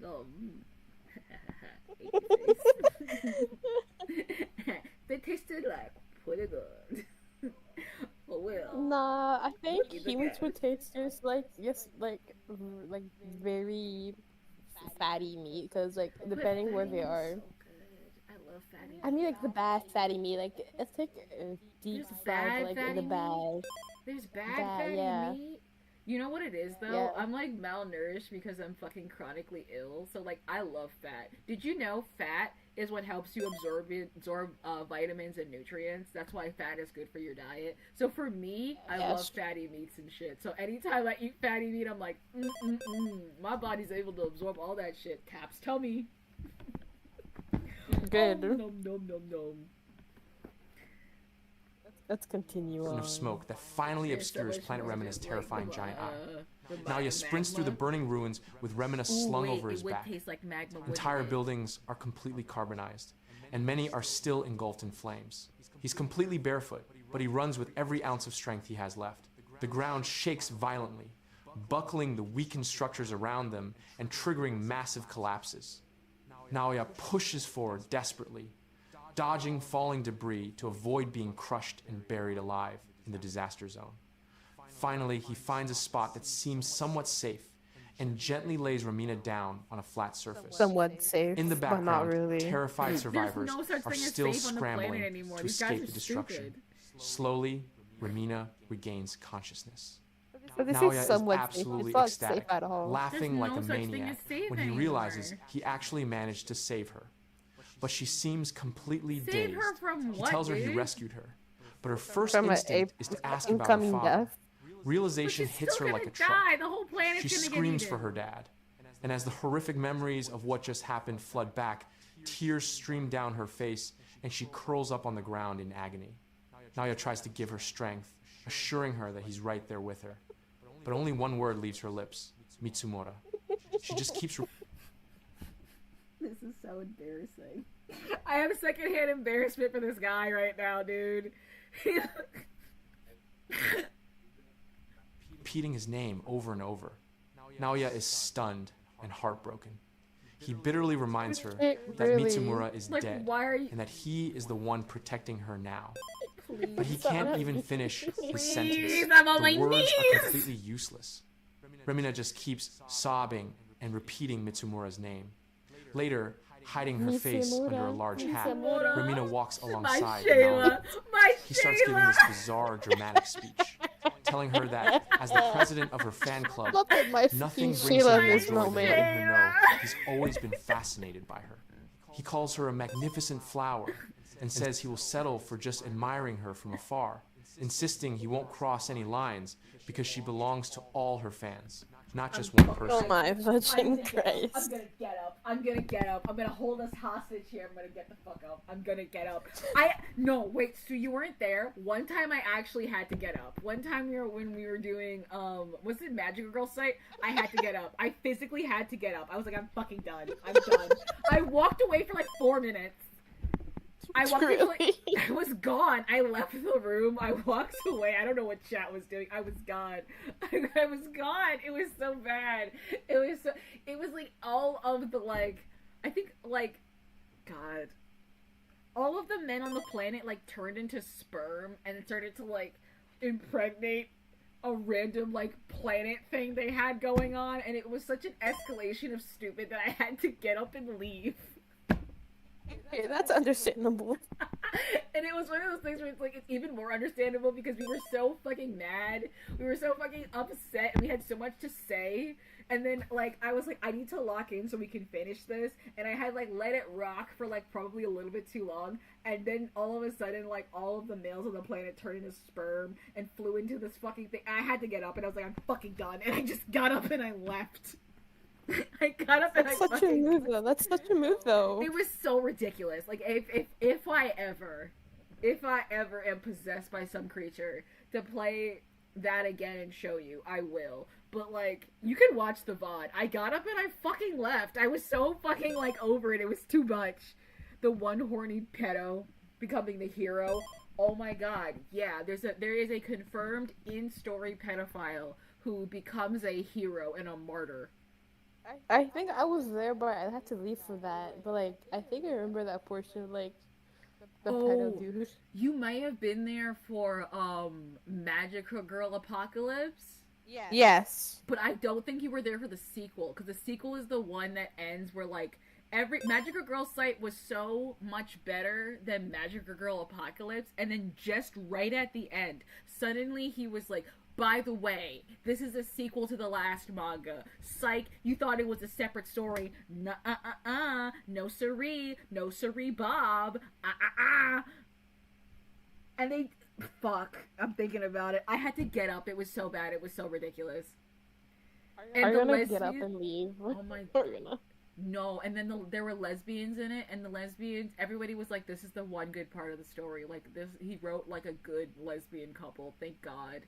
and then he had to be like, psych, they're sisters, and we all went, no they're not, never mind, shut up, no, they're not sisters, shut the fuck up. You were in denial. You were just in denial. Yeah, we all decided to be in denial about it. We were like, this is a good written lesbian couple, I don't give a shit what you say, they're not sisters, it has nothing, it doesn't progress the plot, and it's dumb. No, don't care, not listening to you, you're stupid. Not just sisters, they're twins. Yes. We were like, no, never mind, you're dumb, we're not listening to you, bye, sorry. As they keep walking, they stumble upon someone huddled over with their head covered. The stranger looks up, and it's Kunihiro Minechi. He's thrilled to see them running over and trying to hug them. Naoya immediately kicks him away, furiously chewing him out for abandoning them to die just to save his own skin back in the alley. Kunihiro frantically tries to claim it was all a big misunderstanding, but Naoya isn't buying a word of it. He clocks Kunihiro with a brutal punch, beating him repeatedly and threatening to crack his skull open. Ramina quietly says, stop, but the beating continues. She screams at this time, stop. This is so cute. Naoya freezes and looks back at her. She begs him to please stop, telling him there is absolutely nothing more detestable than violence. The rain pours down as Naoya, utterly crushed by her rejection, mutters the words, nothing more detestable. He repeats the word detestable to himself over and over as he slowly wanders off alone into the ruins. Bleeding and... So, we're cooked. This man is about to become the biggest villain in the entire story. There's no way. There's no way an incel could have this reaction to a woman and it not result in the woman dying. There's no way. There's no way. Absolutely no way. This man is having an internalized dialogue with himself about how this girl needs to die now because she quote-unquote hates him. There's no way. Furious about the beating, Kunihiro looks up at Remina, totally convinced that she was on his side the whole time. No way. She just sits down silently on a rock. He urges her to come back to his house, warning her she'll freeze to death if she stays out here. She bluntly tells him to just leave her alone and go by himself. But then, voices echo through the ruins. It's the mob. They're actively hunting her down to kill her. Hearing the rioters closing in, Kunihiro grabs her by the arm and drags her away. After trekking for a while, they finally reach his massive house. Inside, his parents immediately start screaming at him for disappearing and keeping his phone turned off. He makes up an excuse, saying talking about you, son, I mean. You're talking about your bird, son? He's watching us what we're doing? Yes, he's watching me, watching my mom, watching my dad. Give him a little kiss. Give him a little smoochie. Give him a little kissy kiss. Give him a little baby. If I do that, he's gonna bite my lip off. He's gonna bite me. You can't kiss him? Yes. You can't give him kisses? He kisses when he wants kisses. If he doesn't want to kiss, he will bite you. See if he wants a kiss. I'd rather not risk that this at the moment. Oh my god! He's that violent? He's such a violent boy? Yes, he's hormonal. It's spring, so it's even worse. Oh yeah, you're right. You did tell me he's hormonal. Okay, you're right. Never mind, my hands are up. Tell him hello, please. Yeah, tell the boy hello at least. Say hi to you, Sanami. Hi, Sanami. You are a little baby boy, but you also bite because you are violent. to hide because the mobs are hunting Ramina, and he thought they might target him too, adding that he's been protecting her. When his parents realize the girl hiding under the hat is actually Ramina, they absolutely lose it. Kunihiro tries to justify bringing her there, boasting that he's her #1 sponsor. His parents fiercely argue that harboring her will bring the mob right to their doorstep. His mother viciously calls the girl a bringer of misfortune and orders him to throw her out immediately. His father tells him to forget about the girl and get ready to leave with them. Kunihiro is totally confused. They explain that they are escaping Earth on a top-secret government spaceship. They are actually heading to planet Ramina. Kunihiro is stunned. Apparently, one of the astronauts from the lunar probe that crash-landed on the planet discovered that it has a breathable atmosphere, meaning it's supposedly habitable. His father then drops a massive bomb. How stupid, how fucking dumb are the rich? What do you mean it's habitable? Like, what do you mean it's habitable? It's covered in eyes and mouths and tongues and teeth.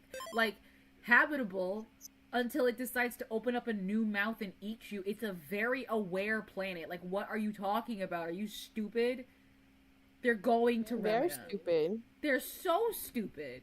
Oh no. They're gonna live on Remina. They're gonna live on Remina now. I'm kicking my That's feet the up. solution. I'm kicking my feet up, baby. Cocktail in hand. My resort on Remina about to be built.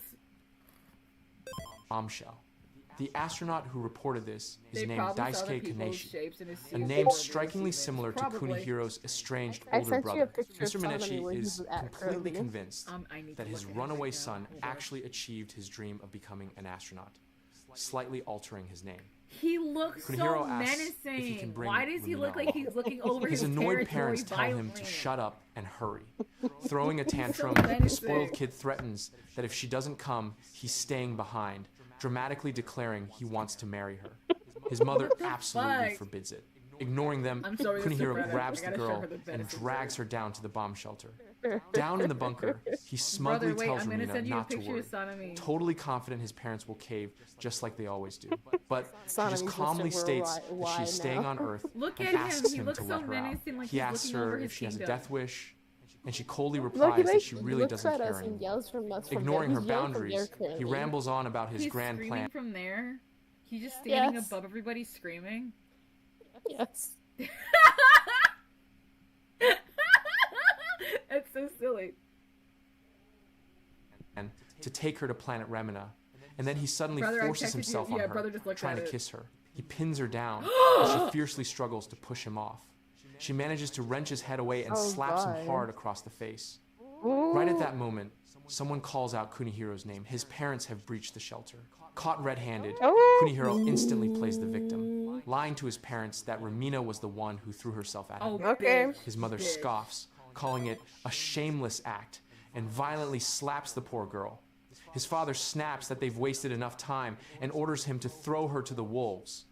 Showing his true colors, Kunihiro aggressively grabs Remina by the arm and drags her up. He throws open the front door, only to find an angry mob led by one of the The hooded Viking cultists girl. Oh, waiting brother right remembers this outside. part. Kunihiro immediately grovels to the crowd, Dude, I want you to swearing know that he's on their brother's side. text to this was, He what a violently wonderful shoves child. Remina straight into the mob's waiting hands and slams the heavy door shut Wonderful behind her. child. He is a wonderful Remina is child. trapped once again by the He's a very same wonderful people child when who he wants to crucified be. her earlier. And then other times The he hooded just wants to fight and cultist be aggressive. sneers at her, declaring her a witch, Be a proclaiming creature. that her death will make the planet No. vanish. Okay, He pause for a gleefully second. announces the I got start. you. Like, okay, my mom was having chicken feet soup with other like veggies and some stuff Tasty. because it's good for collagen. Yeah. And like, Sami has like he gotten a craving for meat. Okay. It's bad. He was trying to get a chicken foot out of the soup, and he managed to get a bone. Wait, like while it was hot? Semi-hot. He was trying to become soup himself. What is wrong with him? He was trying to get beef from the other day, like a couple of days ago. He For my needs more dad's place. protein in his diet. Give him more bugs and shit.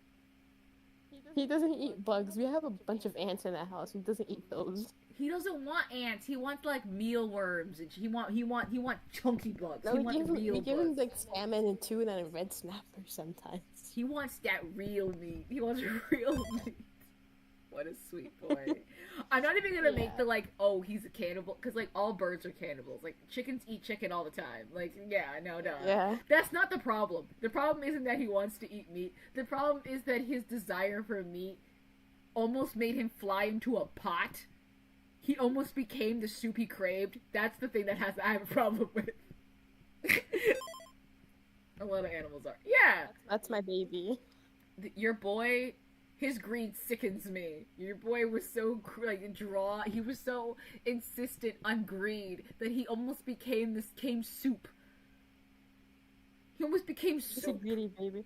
Okay, do you know patacones? Like the little big plantains? Yeah.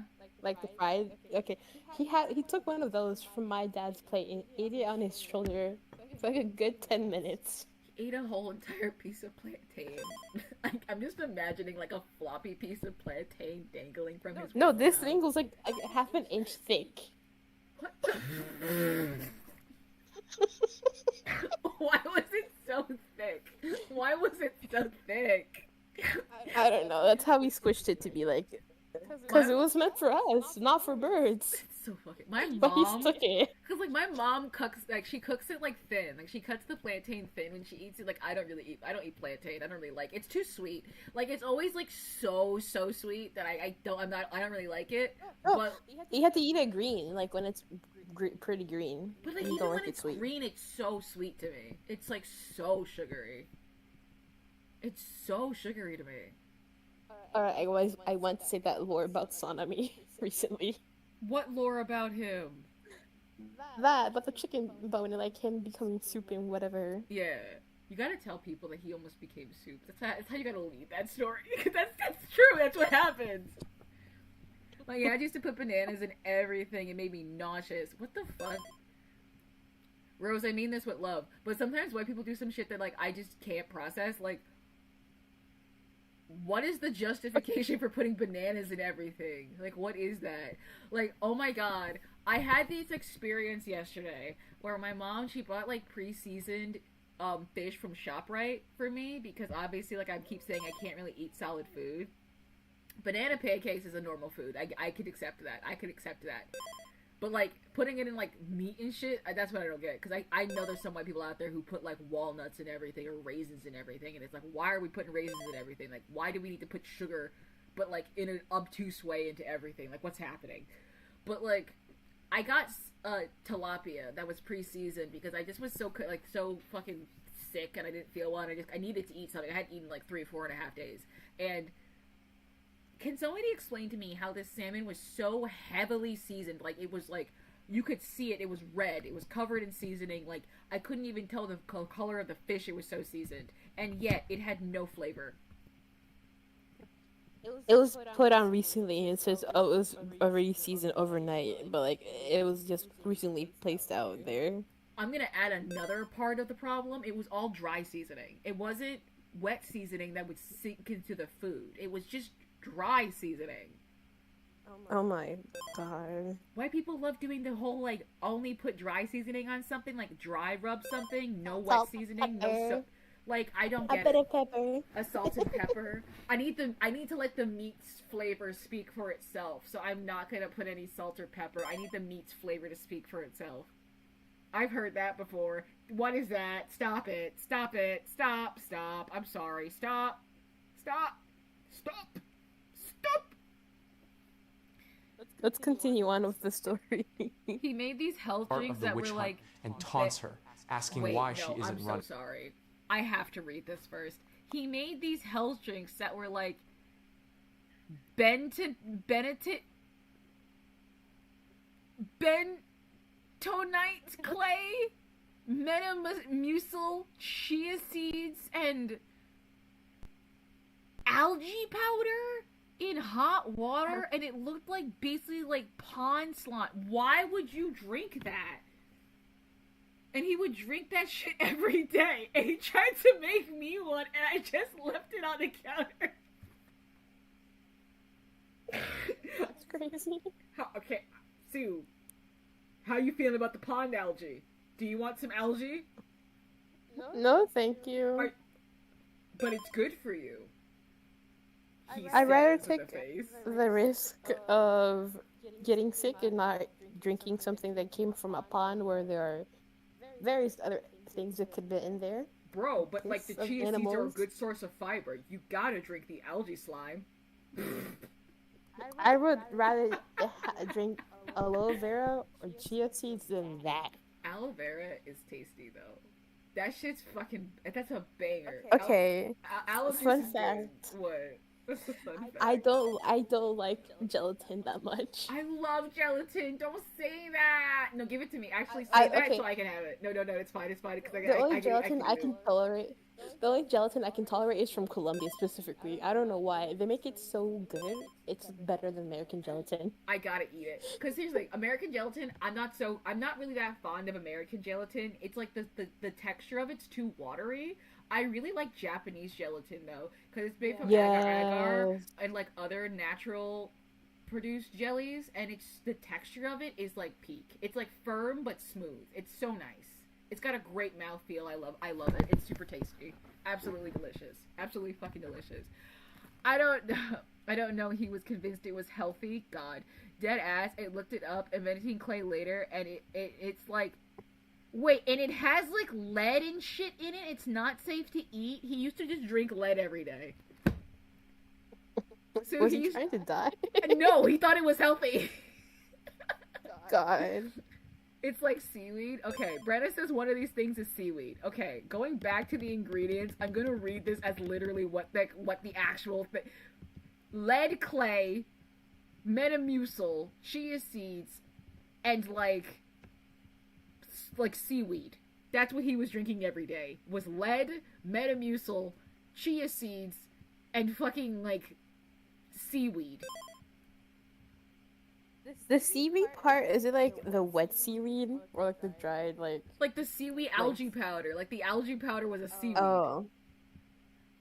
It's so stupid. Chia seeds are good, but in like real drinks, not mud and pond water.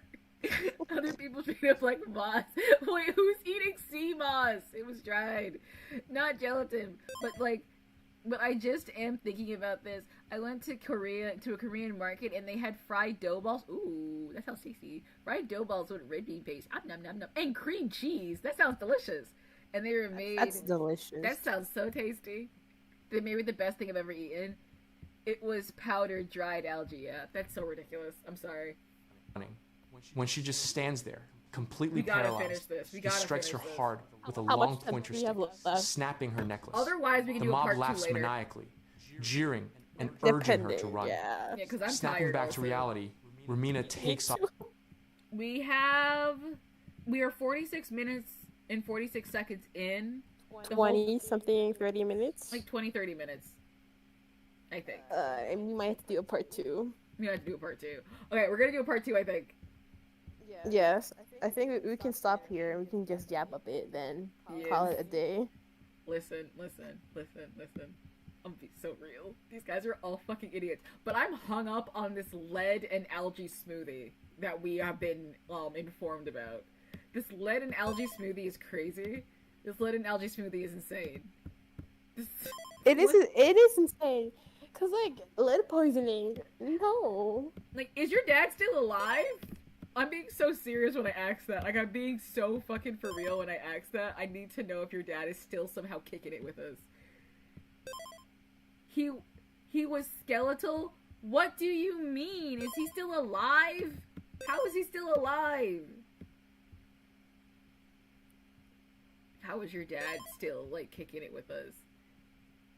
I gotta pull up the chat think again. They're built different. He's gotta be built different, because otherwise he should be dead. Okay, I'm pulling it back up. Also, one time my dad's sister told him if he spit in a glass of water, and what? One time my dad's sister told him if you spit in a glass of water, and it makes string, what the fuck? And it makes string, you have yeast overgrowth in your body, and have to stop eating sugar, so he ate nothing but bone broth? Because his...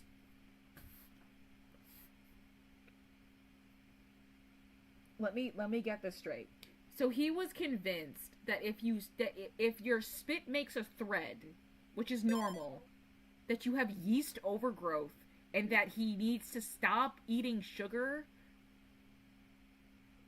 Where did she get that from? And why did he just believe her?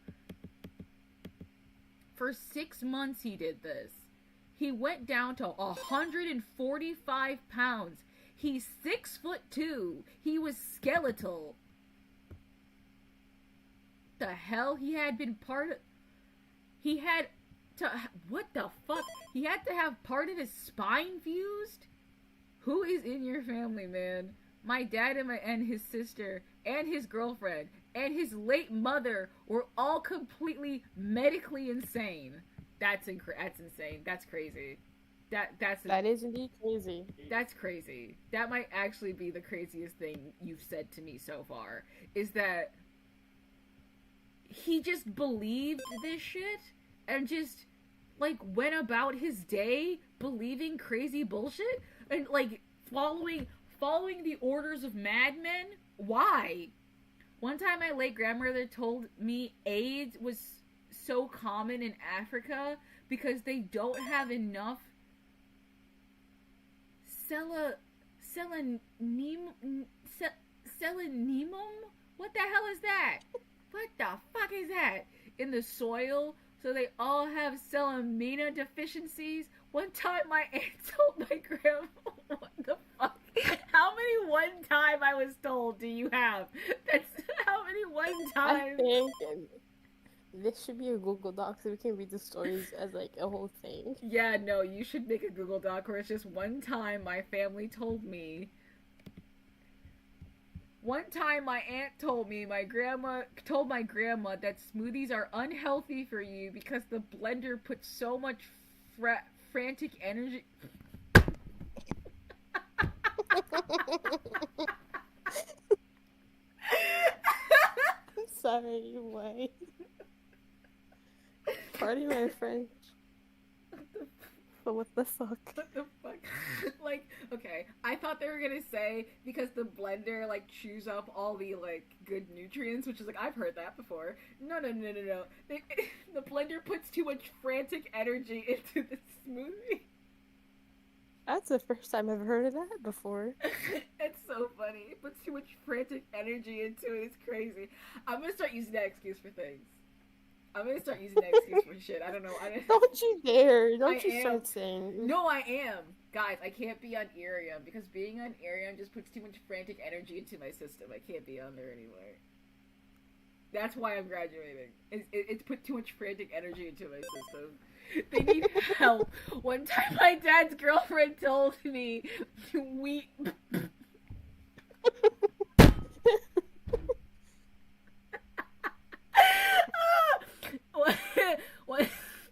God, I'm gonna pass out.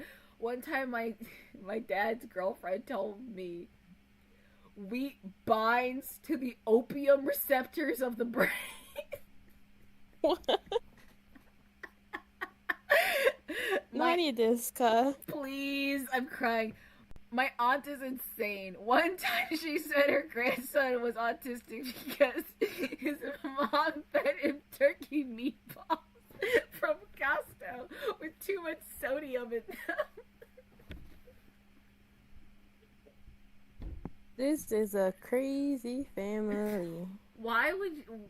How are you alive and normal? How are you alive and, like, relatively normal? Functioning society. Like, we're all kind of weird, for sure, but, like, how are you relatively normal with all of this shenanigans, tomfoolery, and bullshit going on? Yeah, we need you to write all this down. Brother can read it for an entire stream. Confession stream? Please, can I have a stream where you guys just tell me, like, insane bullshit and I just read it out? Please. Please. I would love that. I would love that. Confession stream. Confession stream. Confession stream, yes. It would be so fucking funny. Tomorrow we're scheduled for a long brew. Maybe tomorrow will be when I announce that I got my rights. That'd be fun. When I burned all my skin off, the balls of my feet, my dad tried to keep me from going to the ER and then yelled at me for the wound care clinic costing money. I do not recommend burning the skin off your feet, by the way. It sucks shit. Of course it does. You're gonna put a bunch of pressure on your feet because you're walking on them. Yeah. That's so fucking funny.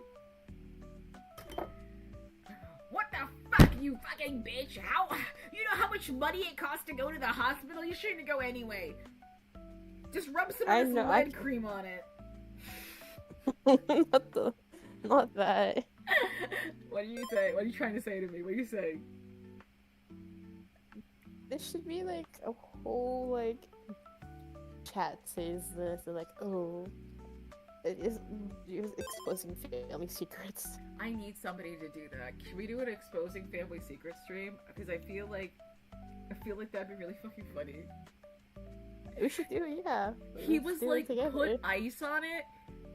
You have third degree bird soup. Put some fucking ice and some fucking aloe vera cream on it. God, you're so fucking dramatic. Like, astronauts need to build calluses back up. And then I went into shock. You went into shock in the ER waiting room and my blood pressure went down to 60 over 40? I think you need to be, I think you need to not be around your family. Good news. I moved 1,000 miles away from them over a decade ago. These people are fucking insane. These people are fucking crazy. Alright. Okay. So at least both of us have family members that let us go into shock. That's crazy. Oh my god, I think I went into shock when I got stabbed by a bull recently and needed to get stitches. Unfortunately, I do still see some of them. I mean, you get good stories and it's funny. This is not like how my family... Okay, I have some family secrets.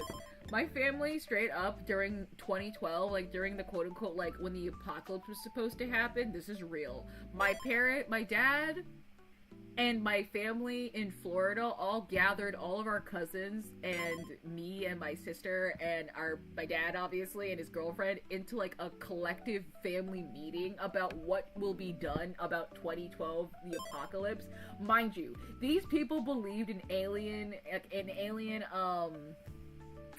fucking ancient alien theory and shit. They believed in ancient alien theory and shit. So, like, they genuinely were like, the apocalypse is going to happen. Like, what's our plan? Are we gonna go into the mountains and buy, like, a bunker and try to survive 2012? And then, like, I'm not joking, they turned to me and my sister at 13 and 14 and were like, so, like, what about your mom? Like, are you guys okay with just, like, not bringing her to the bunker? Because, like, I don't think we'll have enough room and, like, we don't need her anyway, right? Like, how do you feel about your mother? And I was like... Brother. What the fuck? What are you talking about? Yeah, we want our mom there if you guys are planning to survive the apocalypse. Like, yeah, I want my mother there. Oh, but are you sure you want us to bring your mom? Like, what if she causes problems? That seems like a you problem, not our problem. Like, what if we don't have enough supplies? To two children. I guess we gotta do a sacrifice. Like, I want to remind you, they're saying this to two children who have watched their mom have cancer 3 times at this point. Like people who are very emotionally attached to their parent because they watched them almost die as very small children. Like, they're like, do you want to just abandon her when the world is ending? No. No, a shock and awe. The 2 minors are like, no. And they were, like, offended. They were, like, actually offended by this. They were, like, shocked that we were like, no, we don't want to abandon my mom. We don't need her. Yeah, they're like, we don't need her. At least they had, you guys had brains. Hell yeah, we had brains. My dad was so stupid. He would make me and my sister watch Ancient Alien Theory every time there was a new episode. So once a week, he would make us stay up as minors. I was in elementary school and middle school, and we were staying up late on school days to watch Ancient Alien at 10:30 in the night because he would make us. He wouldn't let us go to bed unless we watched it, and he was like, you need to watch this, it's a good education, you guys need to, like, watch this and, like, really listen to what they're saying. I wish I was joking. I'm so serious, I wish I was joking. Ancient Aliens, yes. Brother, you love Ancient Aliens. Brenna wants to be an Ancient Aliens at least once in her scientific career so she can, like, stir the pot and make people confused. Fair. Because she's a scientist. She's a scientist. She wants to participate in being a part of the problem. That's real. Okay. I finished my glass of wine. I've been streaming a lot today. I streamed a lot today. You surely did. I did. God, now I'm thinking about my great aunt who listened to what her son calls... I'm gonna fucking scream. I need to contain myself. Who listened to what her son calls paranoid radio networks. You tell. What the fuck is a paranoid radio network? Stop telling people that. Stop telling people what? That you want to go onto Ancient Aliens so that you can be a part of the problem, or that you're a scientist. I'm not gonna stop telling them that you're a scientist because you are a scientist. So you want me to stop telling them that you're a pathologist because you are. Next question. My best friend is a pathologist. that I'm a scientist. You are a scientist! You just don't feel like one because you're chronically ill. You are. One time I was at breakfast with her and her son and my dad, and she was like telling us about how smart electricity meters cause cancer. She started saying, "Oh, so you take a piece of foil, backed insulation," and in unison my dad and my cousin go, "And you put it on your head." I'm hugging my knees right now. What do you mean? I'm not a doctor yet. Okay, but you're a scientist, so like, what does it matter if you're a doctor or not? I can still say you're a scientist. I can't tell people you're a doctor. Okay, when you become a doctor, I'm gonna start leading conversations with. So my best friend's a doctor, right? She did not appreciate the joke. That's super fucking funny. Okay, so you ready to wrap up? You ready to wrap it up? It's 10:42 in the night. I'm gonna do my outro. Unless you want to leave ahead of time. That's fine. I'll wait for your outro. Okay. Okie dokie, guys. Thank you so much for spending time with me. I really appreciate you. Thank you so much. If you haven't heard I love you today, I will say I love you. I love you so much because hearing I love you is good for the heart, good for the spirit, and good for morale. And you should hear it every day. Also remember to please drink water, please eat food to take care of your vessel because it's trying to take care of you. Don't punish your vessel, it's not trying to punish you. Also remember to please take your medication as prescribed. I know you may not think you need it, but you definitely do if you were prescribed it. Also remember to be kind, to be gentle with yourself. You're trying your very, very best, and if no one's acknowledged it today, I will. Thank you so much. I am acknowledging it. Good job. Last but not least, remember that the mice are in the true world order. Don't ask what that means, as I will never explain it! Anything you want to say, Sue? Thank you for having me here tonight. It was really fun. Yes. I really want to do this again. We'll do it again, Sue. You do it again next week. Sure. Yeah, next Friday. We'll see you guys next Friday for Horror Hangout. We'll be on tomorrow at around 1 p.m. EST. It'll just be a long brew. We're likely going to play Age of Empire. If anybody wants to come and play Age of Empire with me, feel free to DM me tonight. Remember, again, the mice from the True World Order. Don't ask what that means because I will never explain. I do love you. Thank you for hanging out with us. Thank you. Bye, guys. Goodbye.